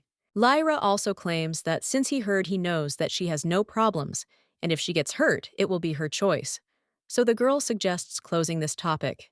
Well, Philip claims that he clearly remembers those days when the lady did not wake up. The main character then wonders why he suddenly started talking about it. And the young man claims that Rosalind could have done without these papers, although it would have taken more time to study them. But this cannot be compared with the health of Lady Lyra and her life. So Philip wonders why she also sacrifices herself. Well, at that very moment, they hear someone screaming that entry is prohibited without permission, but then he is completely surprised. After which, people in robes enter the room, and Philip immediately closes the young lady and asks who they are. The main character thinks what is going on there. And is it really Peony? Well, this man takes off his cape, and the girl realizes that it is Christopher. Well, she still wonders why His Highness is there. At this time, the man turns to Lyra and asks how she is doing. Philip then asks if the girl really knows him, to which she replies that yes, but in her thoughts, she adds that he is her father. Christopher at this time claims that he has a conversation alone with the two of them, and the main character thinks that all this time he didn't care, so what happened now? After all, he brought such a bunch of people, which means the matter is not simple, and she should not involve Philip in this. The main character, at the same moment, takes the guy by the hand, which surprises him a little, and the young lady says that they must run. She begins to use her magic, but the Emperor orders to seize them, after which one of the servants wraps the lady's hand with a whip. Philip immediately asks if Lady Lyra is okay, and the girl asks, "What is this?" After which he says, "What are they doing? After all, let her go." However, His Majesty tells the boy to rest and then starts using magic. The main character sees the boy fall and wonders why she can't use magic. His Majesty claims that this guy and the girl with red hair are good friends, and thanks to her, it was quite difficult. The main character then asks what they did with Ellie, to which the man replies that they only put him to sleep like this guy. Lyra thinks that, thank God, he is just sleeping well. He claims that the Emperor did nothing when she ran away, so what does he need from her now? The man claims that he really didn't expect her to escape, but then he realized that it would be better for her, and didn't plan to meet her until the time came. Lyra wonders what time he is talking about, and she wants to know. But suddenly, he will understand that she has no memories of the past. Christopher claims that he did not think that everything would turn out to be such a problem. But he was wrong. After which, he takes out a pocket watch and claims that it is so broken. The main character thinks, "What is this?" After which the man claims that it is her heart, and it is breaking. Lyra then goes into shock and thinks what he just said.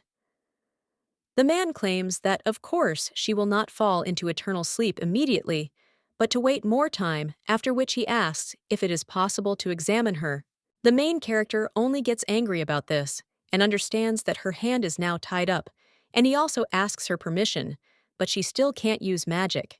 However, then the girl says that he can do as he wants, after which the man takes her hand in his and begins to use magic. The girl understands that she has a feeling as if something is passing through her body, and it is very unpleasant. But the emperor tells her to sit still, after which he says that this is how she fell under the magic a long time ago, although it was not visible before, and the man wonders if it was activated after that, because then he understands. The main character asks if he can explain to her, to which he replies that yes, and now. The man asks how much she knows about magic, and whether she studied with anyone, to which the girl replies that she hasn't, and also understands that she already had a good command of it. The emperor then says that he will have to explain the basics. The paper in the heart is magic, and if you overexert yourself, it will have a bad effect on the heart. Not a problem if you need to recover a little, but the body contains very strong magic, and this is a problem. The main character asks why, to which the man replies that magic has the ability to repel other magic, and there would be no problems if she did not have magic or it was weak. It is inside her, now there is a confrontation going on, and her power and the magic applied to her heart constantly collide. Thus, this struggle destroys her. The main character claims that she has generally understood and wonders if it is possible to simply remove the applied magic. The man replies that it won't work that easily, because it's quite complex magic, and he doesn't fully understand what it is. He only knows that it's connected to teleportation magic. Well then, the main character asks where to, which he replies that he can't say because he doesn't know. Well, if she doesn't take it off, then the main character asks if she will fall into eternal sleep, after which the man puts his hand on her head and claims that he wants her to live. The young lady is surprised by this and thinks what he is doing. He never cared about her. This man pretended not to see how she was being bullied, and the girl wondered if he was one of those who protects from the shadows. At this time, another servant tells the lady to give her hand, and Christopher claims that heart disease can be cured with magic, but in her case, it won't work, because if you try, they will only make it worse, and her heart will die. All she can do now is control magic, but only he and Helen can help her, so the man claims that he will save her, and let the girl return to the imperial palace. The main character replies that she does not want to, and the emperor tells her not to bring the one who is with her on the street, yet because there will be trouble. The main character then asks what he is talking about. The man at this time teleports and says that he is waiting her tomorrow's, after which all these people disappear, and only one servant remains, after which he turns to the lady and bows and states that he will also leave her. Then he turns around and runs away. The main character thinks why he is on foot and who is this person on the street, but at that moment, someone opens the window and claims that he was discovered. The blue-haired boy apologizes and claims that he didn't mean to eavesdrop, after which the main character realizes that it is Daniel. But the girl doesn't understand how he ended up there, and she used teleportation magic twice to escape from him. Dragons can of course use forbidden magic, but then the girl remembers how the emperor said, what he knows now is that it is connected with teleportation magic. The dragon at this time approaches the young lady and claims that it is unpleasant because she runs away without even saying hello, and the main character thinks, is it really his doing? After which she wonders if the guy knows her. The young man then says that she is Lyra de Bariana, and the main character wonders if this is a contract with the dragon, and immediately screams if it was he who cast the magic on her, because if so, then let him quickly remove it. But the guy claims that it was not him, after which Lyra screams at him not to lie, because how else could he have gotten there? The young man at this time claims that he followed her scent, and the main character wonders if this is really true, after which the guy replies that yes. He also takes a piece of clothing out of his pocket and claims that he has a very good sense of smell, and also wonders why the girl doesn't know him. The main character then thinks that she should have been more careful, and the guy at this time says, okay, and maybe she didn't recognize him because he is in this form, after which the guy transforms and asks if the lady remembered. The main character is surprised at this time. She remembers how the guy addressed her by name and also asked how she would become happy. The girl wonders if these are Lyra's memories, after which she falls to the floor. The dragon then tells the girl to hold on and cries out her name. He also turns around and asks what to do, because he needs to call a doctor. But then the main character comes to her senses and pulls the guy by the ponytail and also says that it's not worth it. And she just felt a little dizzy, after which he says that's how it is. And also the girl hasn't changed at all because everything still makes you worry. The main character looking at this guy is a little surprised, but then she starts thinking about why her heart is pounding now, and this feeling, as if this is the very first love. Daniel at this time claims that the girl has a red face and asks if she is okay. Well, the main character screams that her heart is bad, so let him not come near. After this, the guy only asks why she is shy, and he feels sad. Then the young man transforms into another form and asks how things are now, after which the girl understands that she has calmed down and also says that it is better this way, because it seems as if he is a childhood friend. Lyra then says that she is glad that they met and thinks that she doesn't want to anymore, after which she apologizes, but says that she doesn't have time today, so could he please come back. Daniel claims that there is nothing to be done, after which he turns around and claims that it is too late, so he will go. But then the main character turns to the guy and tells him to wait. Then she hands him the ring and claims that it helps to pull out clothes, so she gives it to him. Well, the young man claims that he has nothing to give in return, after which the main character says that this is for what she made him worry about. Lyra understands that she wanted to give it to Piane, but she will simply ask Ellie to do more. And this recent episode is starting to interest her. The guy then smiles and pats the lady on the head and thanks her. He also says that the girl is so kind and claims that he will keep this ring, after which he says goodbye. The main character then becomes embarrassed and says yes, but wonders what is wrong with her. A little while later, she carries Philip to the bed and covers him. The girl realizes that he is not hurt anywhere, but he does not wake up, and healing magic does not help.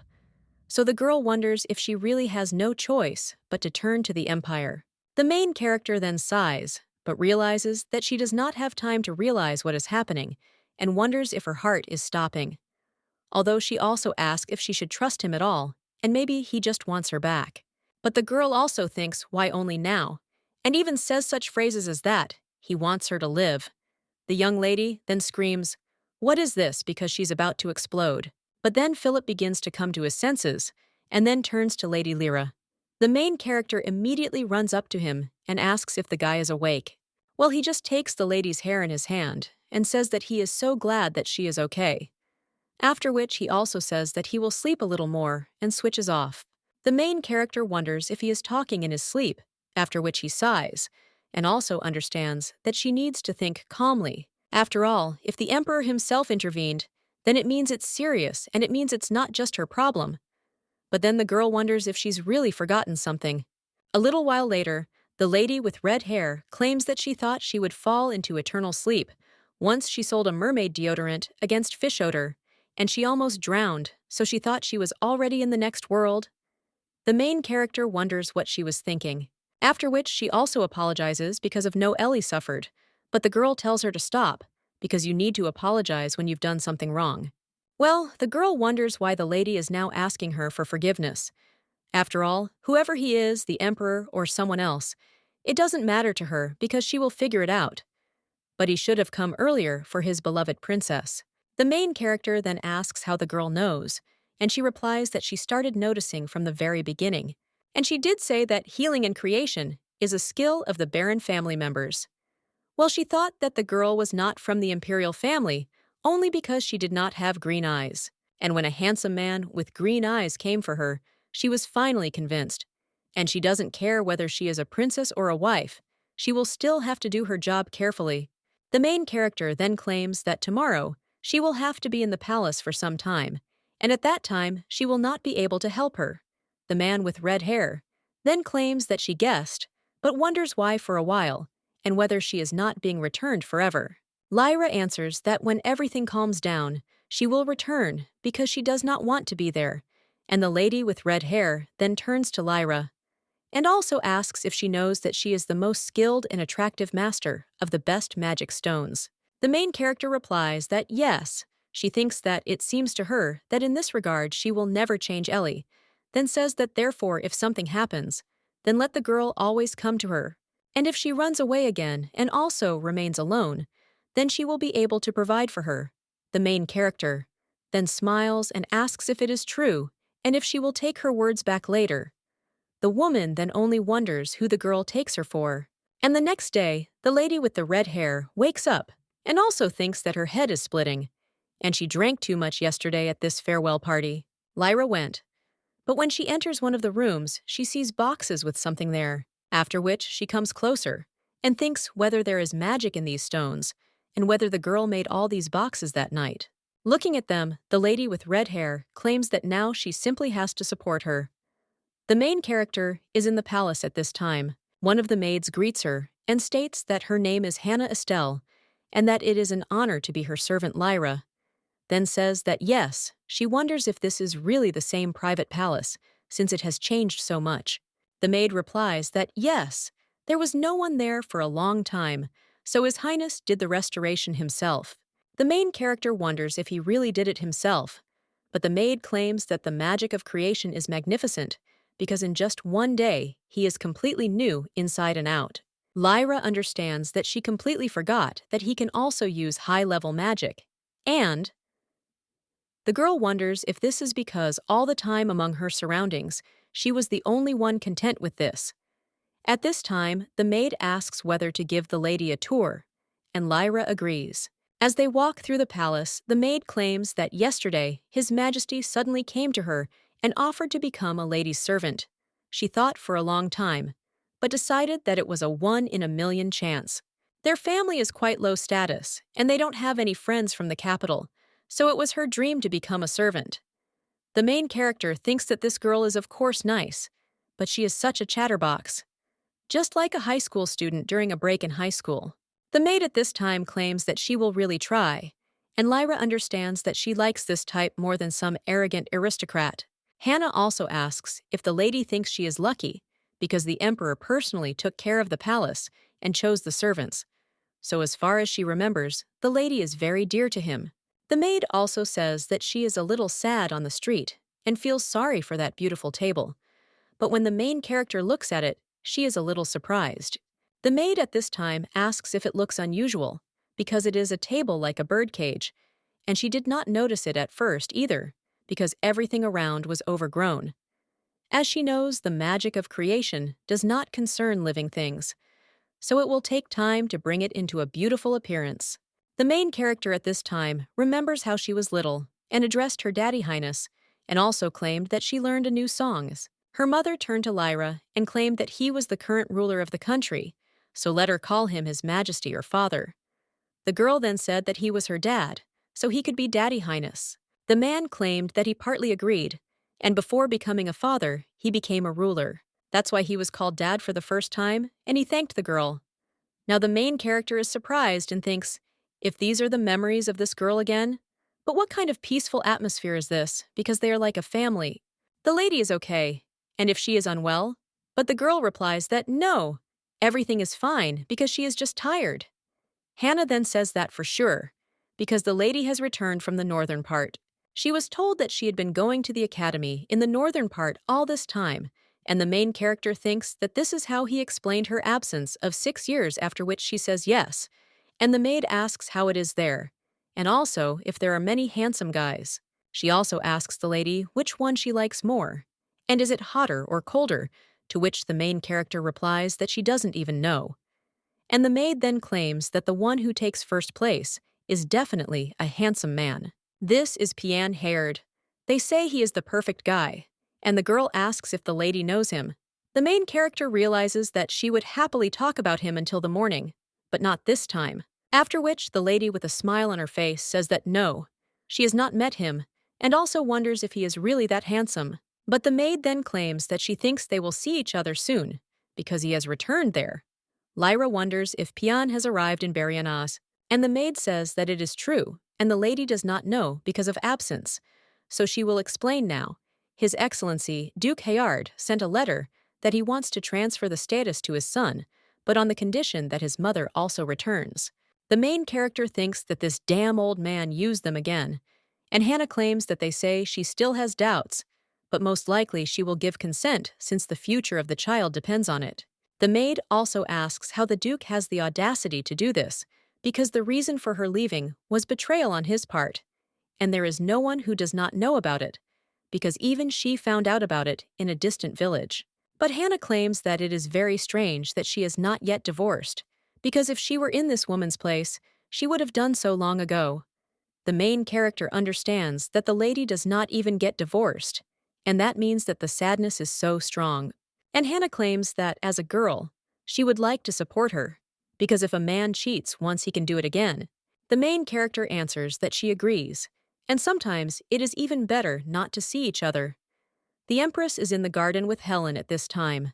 The woman claims that they haven't spent time like this with the girl for a long time. Well, her interlocutor asks for forgiveness and claims that her schedule has been completely full lately, after which the Empress claims that she understands, because she is such a child who gets into any business head-on. Well, let the girl also be careful, because there are plenty of envious people, and her desire is only one, and the girl herself knows it. After all, she doesn't care what the lady will do, is silent after this, but still answers that, yes, and accepts a rose from the Empress. The woman then smiles, and also says that, by the way, this girl has returned. She also heard that His Highness personally took care of the palace repairs and servants, and at first he sends her to the north, and now he takes care of her again. But it was she who protected him and supported him too, and also gave birth to the strongest child, and she needed to put her into eternal sleep together with her mother. Well, then Helen turns to Her Majesty and tells her to calm down. After all, Sienna is no more. The woman then says that she definitely did fall into eternal sleep at the moment of the attempt to poison the princess. It won't be easy to put this girl into eternal sleep. At this time, the main character is in the Emperor's office, and he claims that, as he already said, magic denies other magic, and they begin their confrontation, but healing magic is an exception. She has the ability to obey and can easily accept other magic. She can also put a person to sleep or detect other magic. The main character then says that she didn't know that healing magic could do that. The man claims that of course she didn't really learn how to use it, and the girl is wasting her magical power too irrationally. The same thing when she buys something for 100 copper coins, when she can get it for one, and the main character thinks what it is. The man claims that he does not argue that she can handle her powers, but the more she uses them in excessive quantities, the worse she will make things for herself. Therefore, the lady should be more careful, after which he also hands her a bracelet and tells her to take it. The girl then says that this decoration does not press at all, but wonders why she cannot take it off. The man claims that there is no point if she could take it off, because he will take it off if necessary, and the main character wonders if she is really in captivity. Lyra also wonders if this is what was on her hand, then to which the man replies that, yes, it is made from lapitanus juice and also blocks magic. The main character then asks if this is the same tree from the legend, but the man replies that it is not just a legend, because the tree is in the east of the country, and lapitanos is the magic of Pleiada.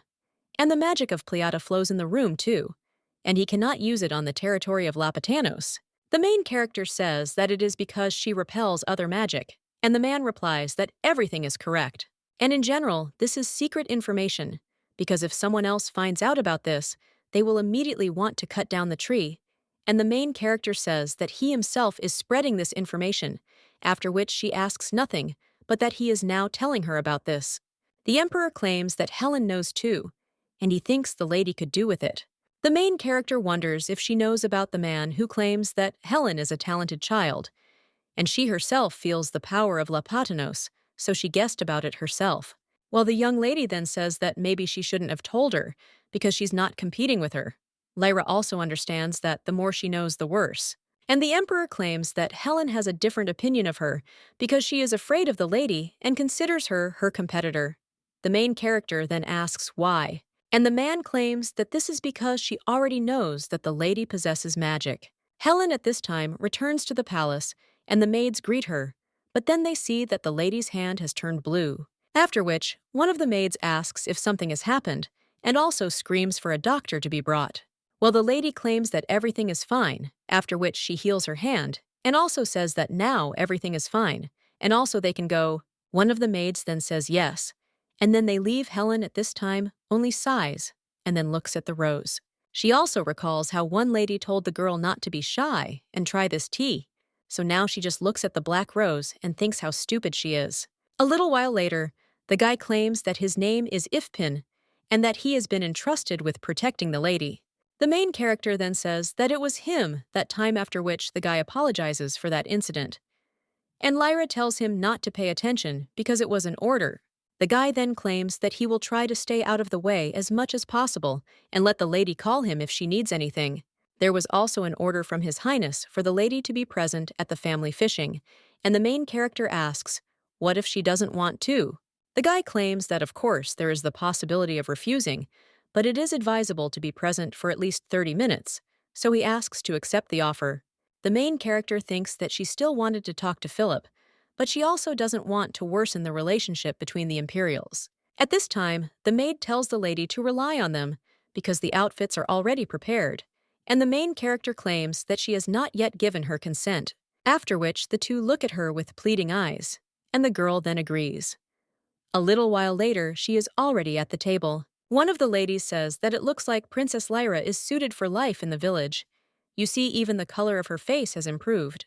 And the other one claims that the air in the northern part is good, and outdoor games are allowed in the academy.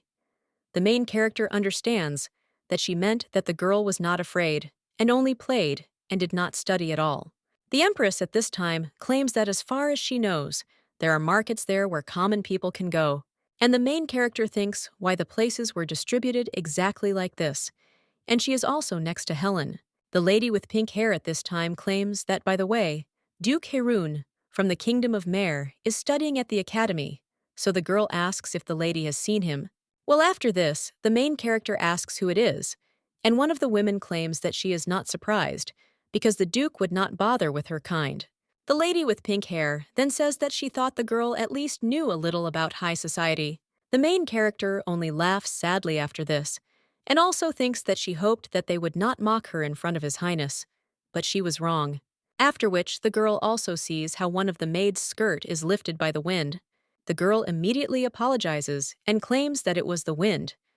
And the main character watches all this and wonders if the prince really lifted the maid's skirt with magic. And why does he use magic at all?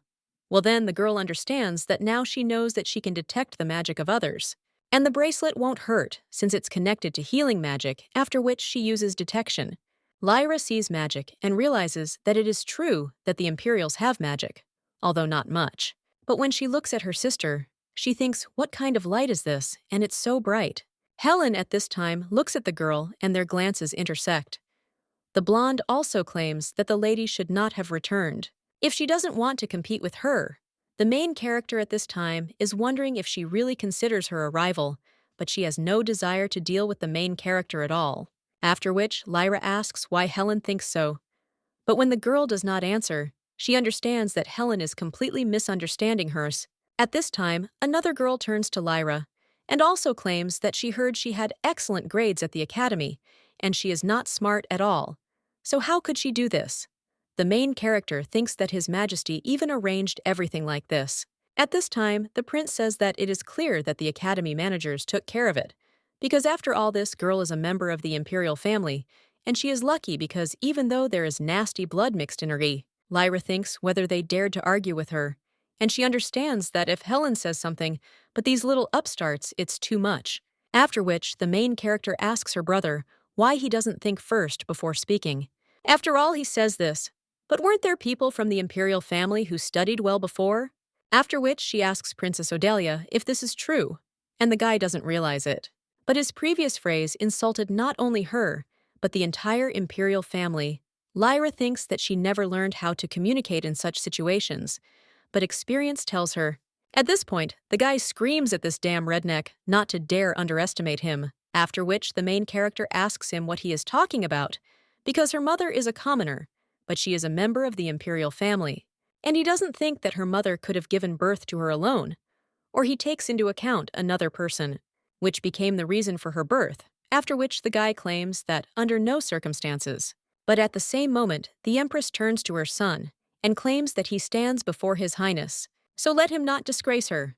The guy then droops and says yes, and the Empress turns to Princess Lyra and claims that she sees the girl has learned interesting things at the academy, but with such abilities she will easily gain status in society. The main character thinks that for nothing, after which she claims that this will be too heavy a burden for her and that she is going to return to the north.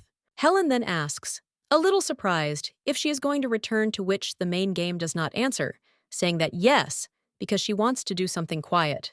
And in her thoughts, she adds that she is not going to compete with Helen. The Emperor, noticing this, only smiles. A little while later, the girl is already sitting on her bed, after which she sees someone appear next to her. It turns out to be the Emperor, and the main character says how late he is. The man apologizes and claims that he had urgent matters, after which the main character tells him to take off the bracelet, and the man says that it looks like she is angry with him. The young lady replies that she has no right to do this, and that he didn't care about her before. The Emperor then sighs, and says that as far as she knows, it is useless to try to do anything with Arna, because she is a very jealous woman. The main character wonders if he is talking about the Empress, and wonders why he cares so much about her. Christopher says he didn't think the lady would ask him about it, and she's changed a lot. The main character then realizes that she needs to be more careful with her words, and says that they haven't seen each other for 6 years. The man claims that he can tell her, because they have a contract. Lyra asks if he is talking about the marriage contract. The man claims that if it is broken, the guilty party will fall into eternal sleep. Arne, she promised that she would make every effort to ensure that he became emperor, and he promised that she would be empress, and that she would have all the rights. Therefore, he cannot make claims against her, because the power is basically in her hands by their agreement. But she cannot just take and plunge the girl into eternal sleep. Therefore, the most important thing for all of them is that she does not cross the line of what is permitted. After which, the Emperor removes the bracelet from the young lady's hand and says that it is ready, but that she should not behave unreasonably just because he removed the bracelet. Well, at least she can have some fun. The main character immediately teleports to her friends. Rosalind, at the same moment, approaches Lyra and claims that she learned everything from Ellie, so she asks if the lady is okay, to which she replies that she is, and asks if Philip has woken up. The blonde replies that yes, and he is Noah now, but they haven't returned yet, and she will also inform them to be notified. The main character then says that she wanted to see him too, but the lady with red hair asks why she shouldn't wait.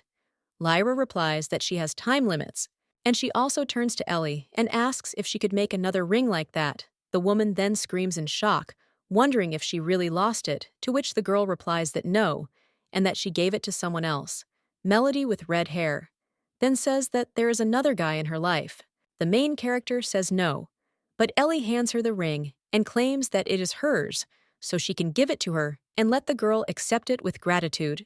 The main character then thanks her and thinks that she doesn't know yet when she will be able to go out, so it's better to give it to Pian right away, after which the girl says that she will go then and let them tell Philip and Noah so that they don't worry. Then the main character teleports to the Empire of Chiron and looks out the window and also understands that there is a light on there.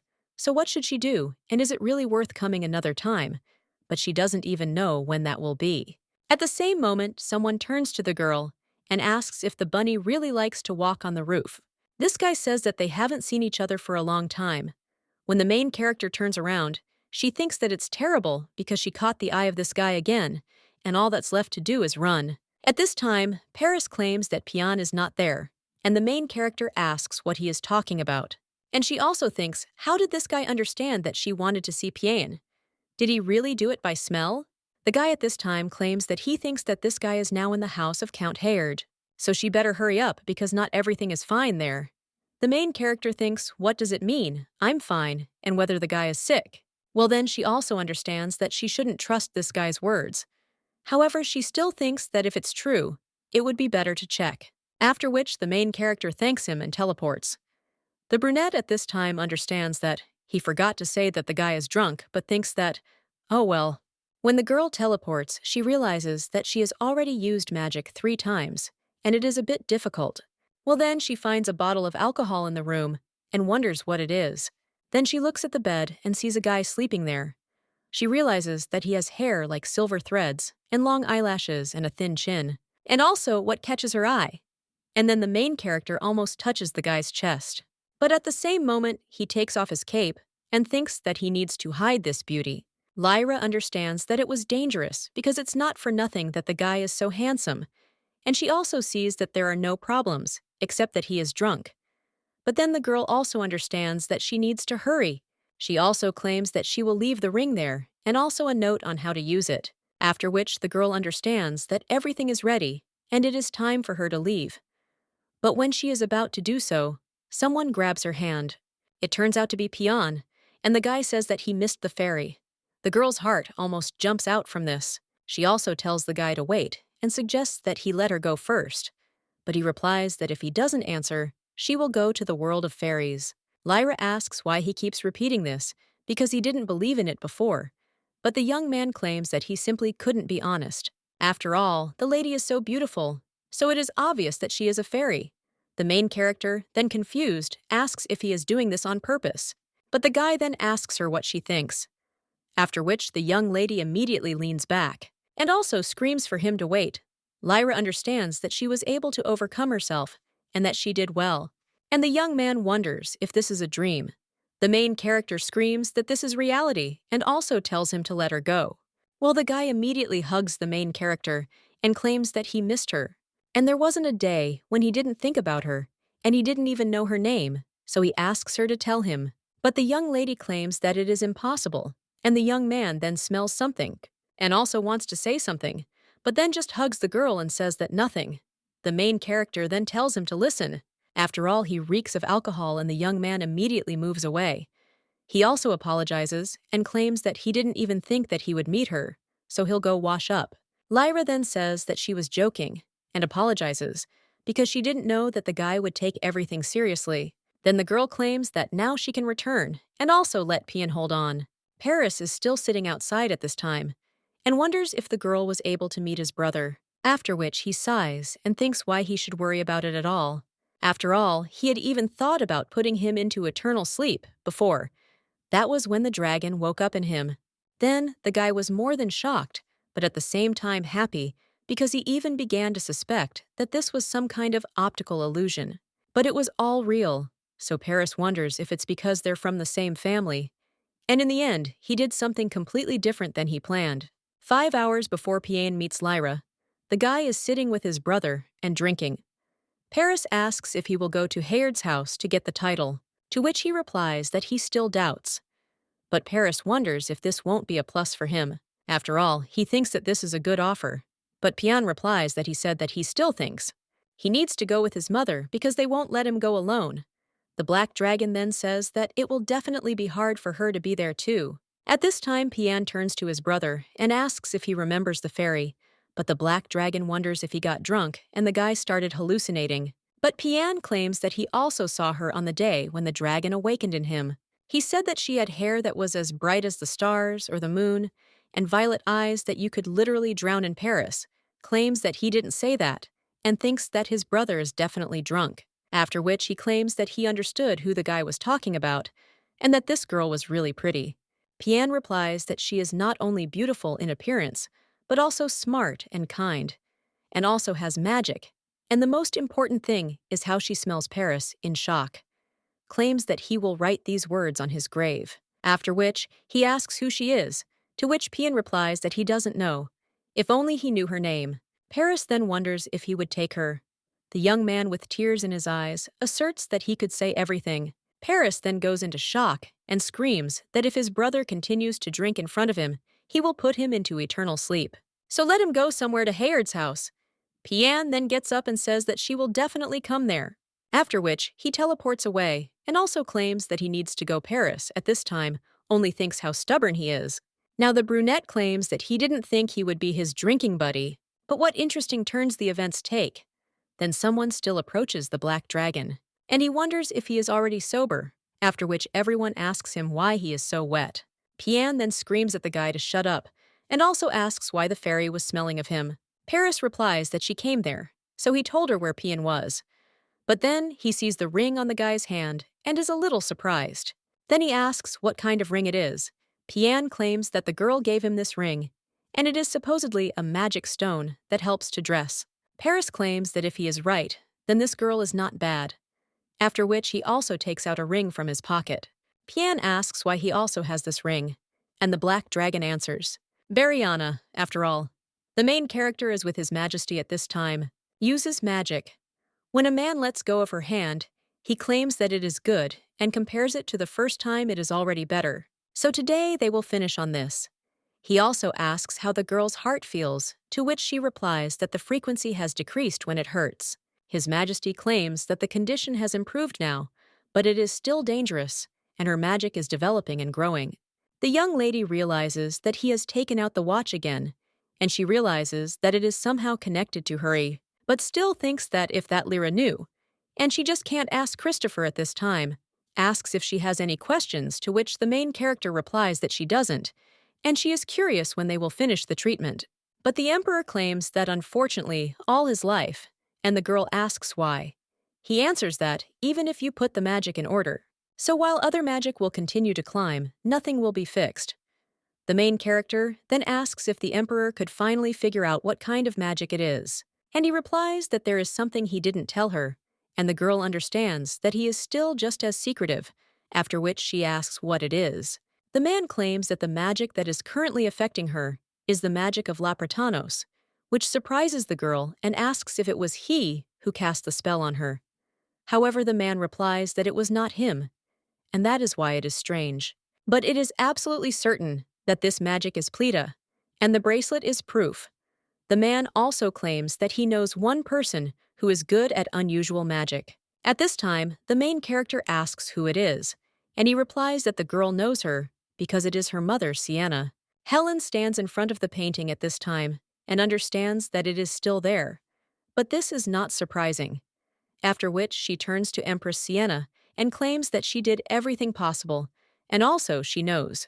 A little while later, the main character writes something down and realizes that the situation needs to be resolved.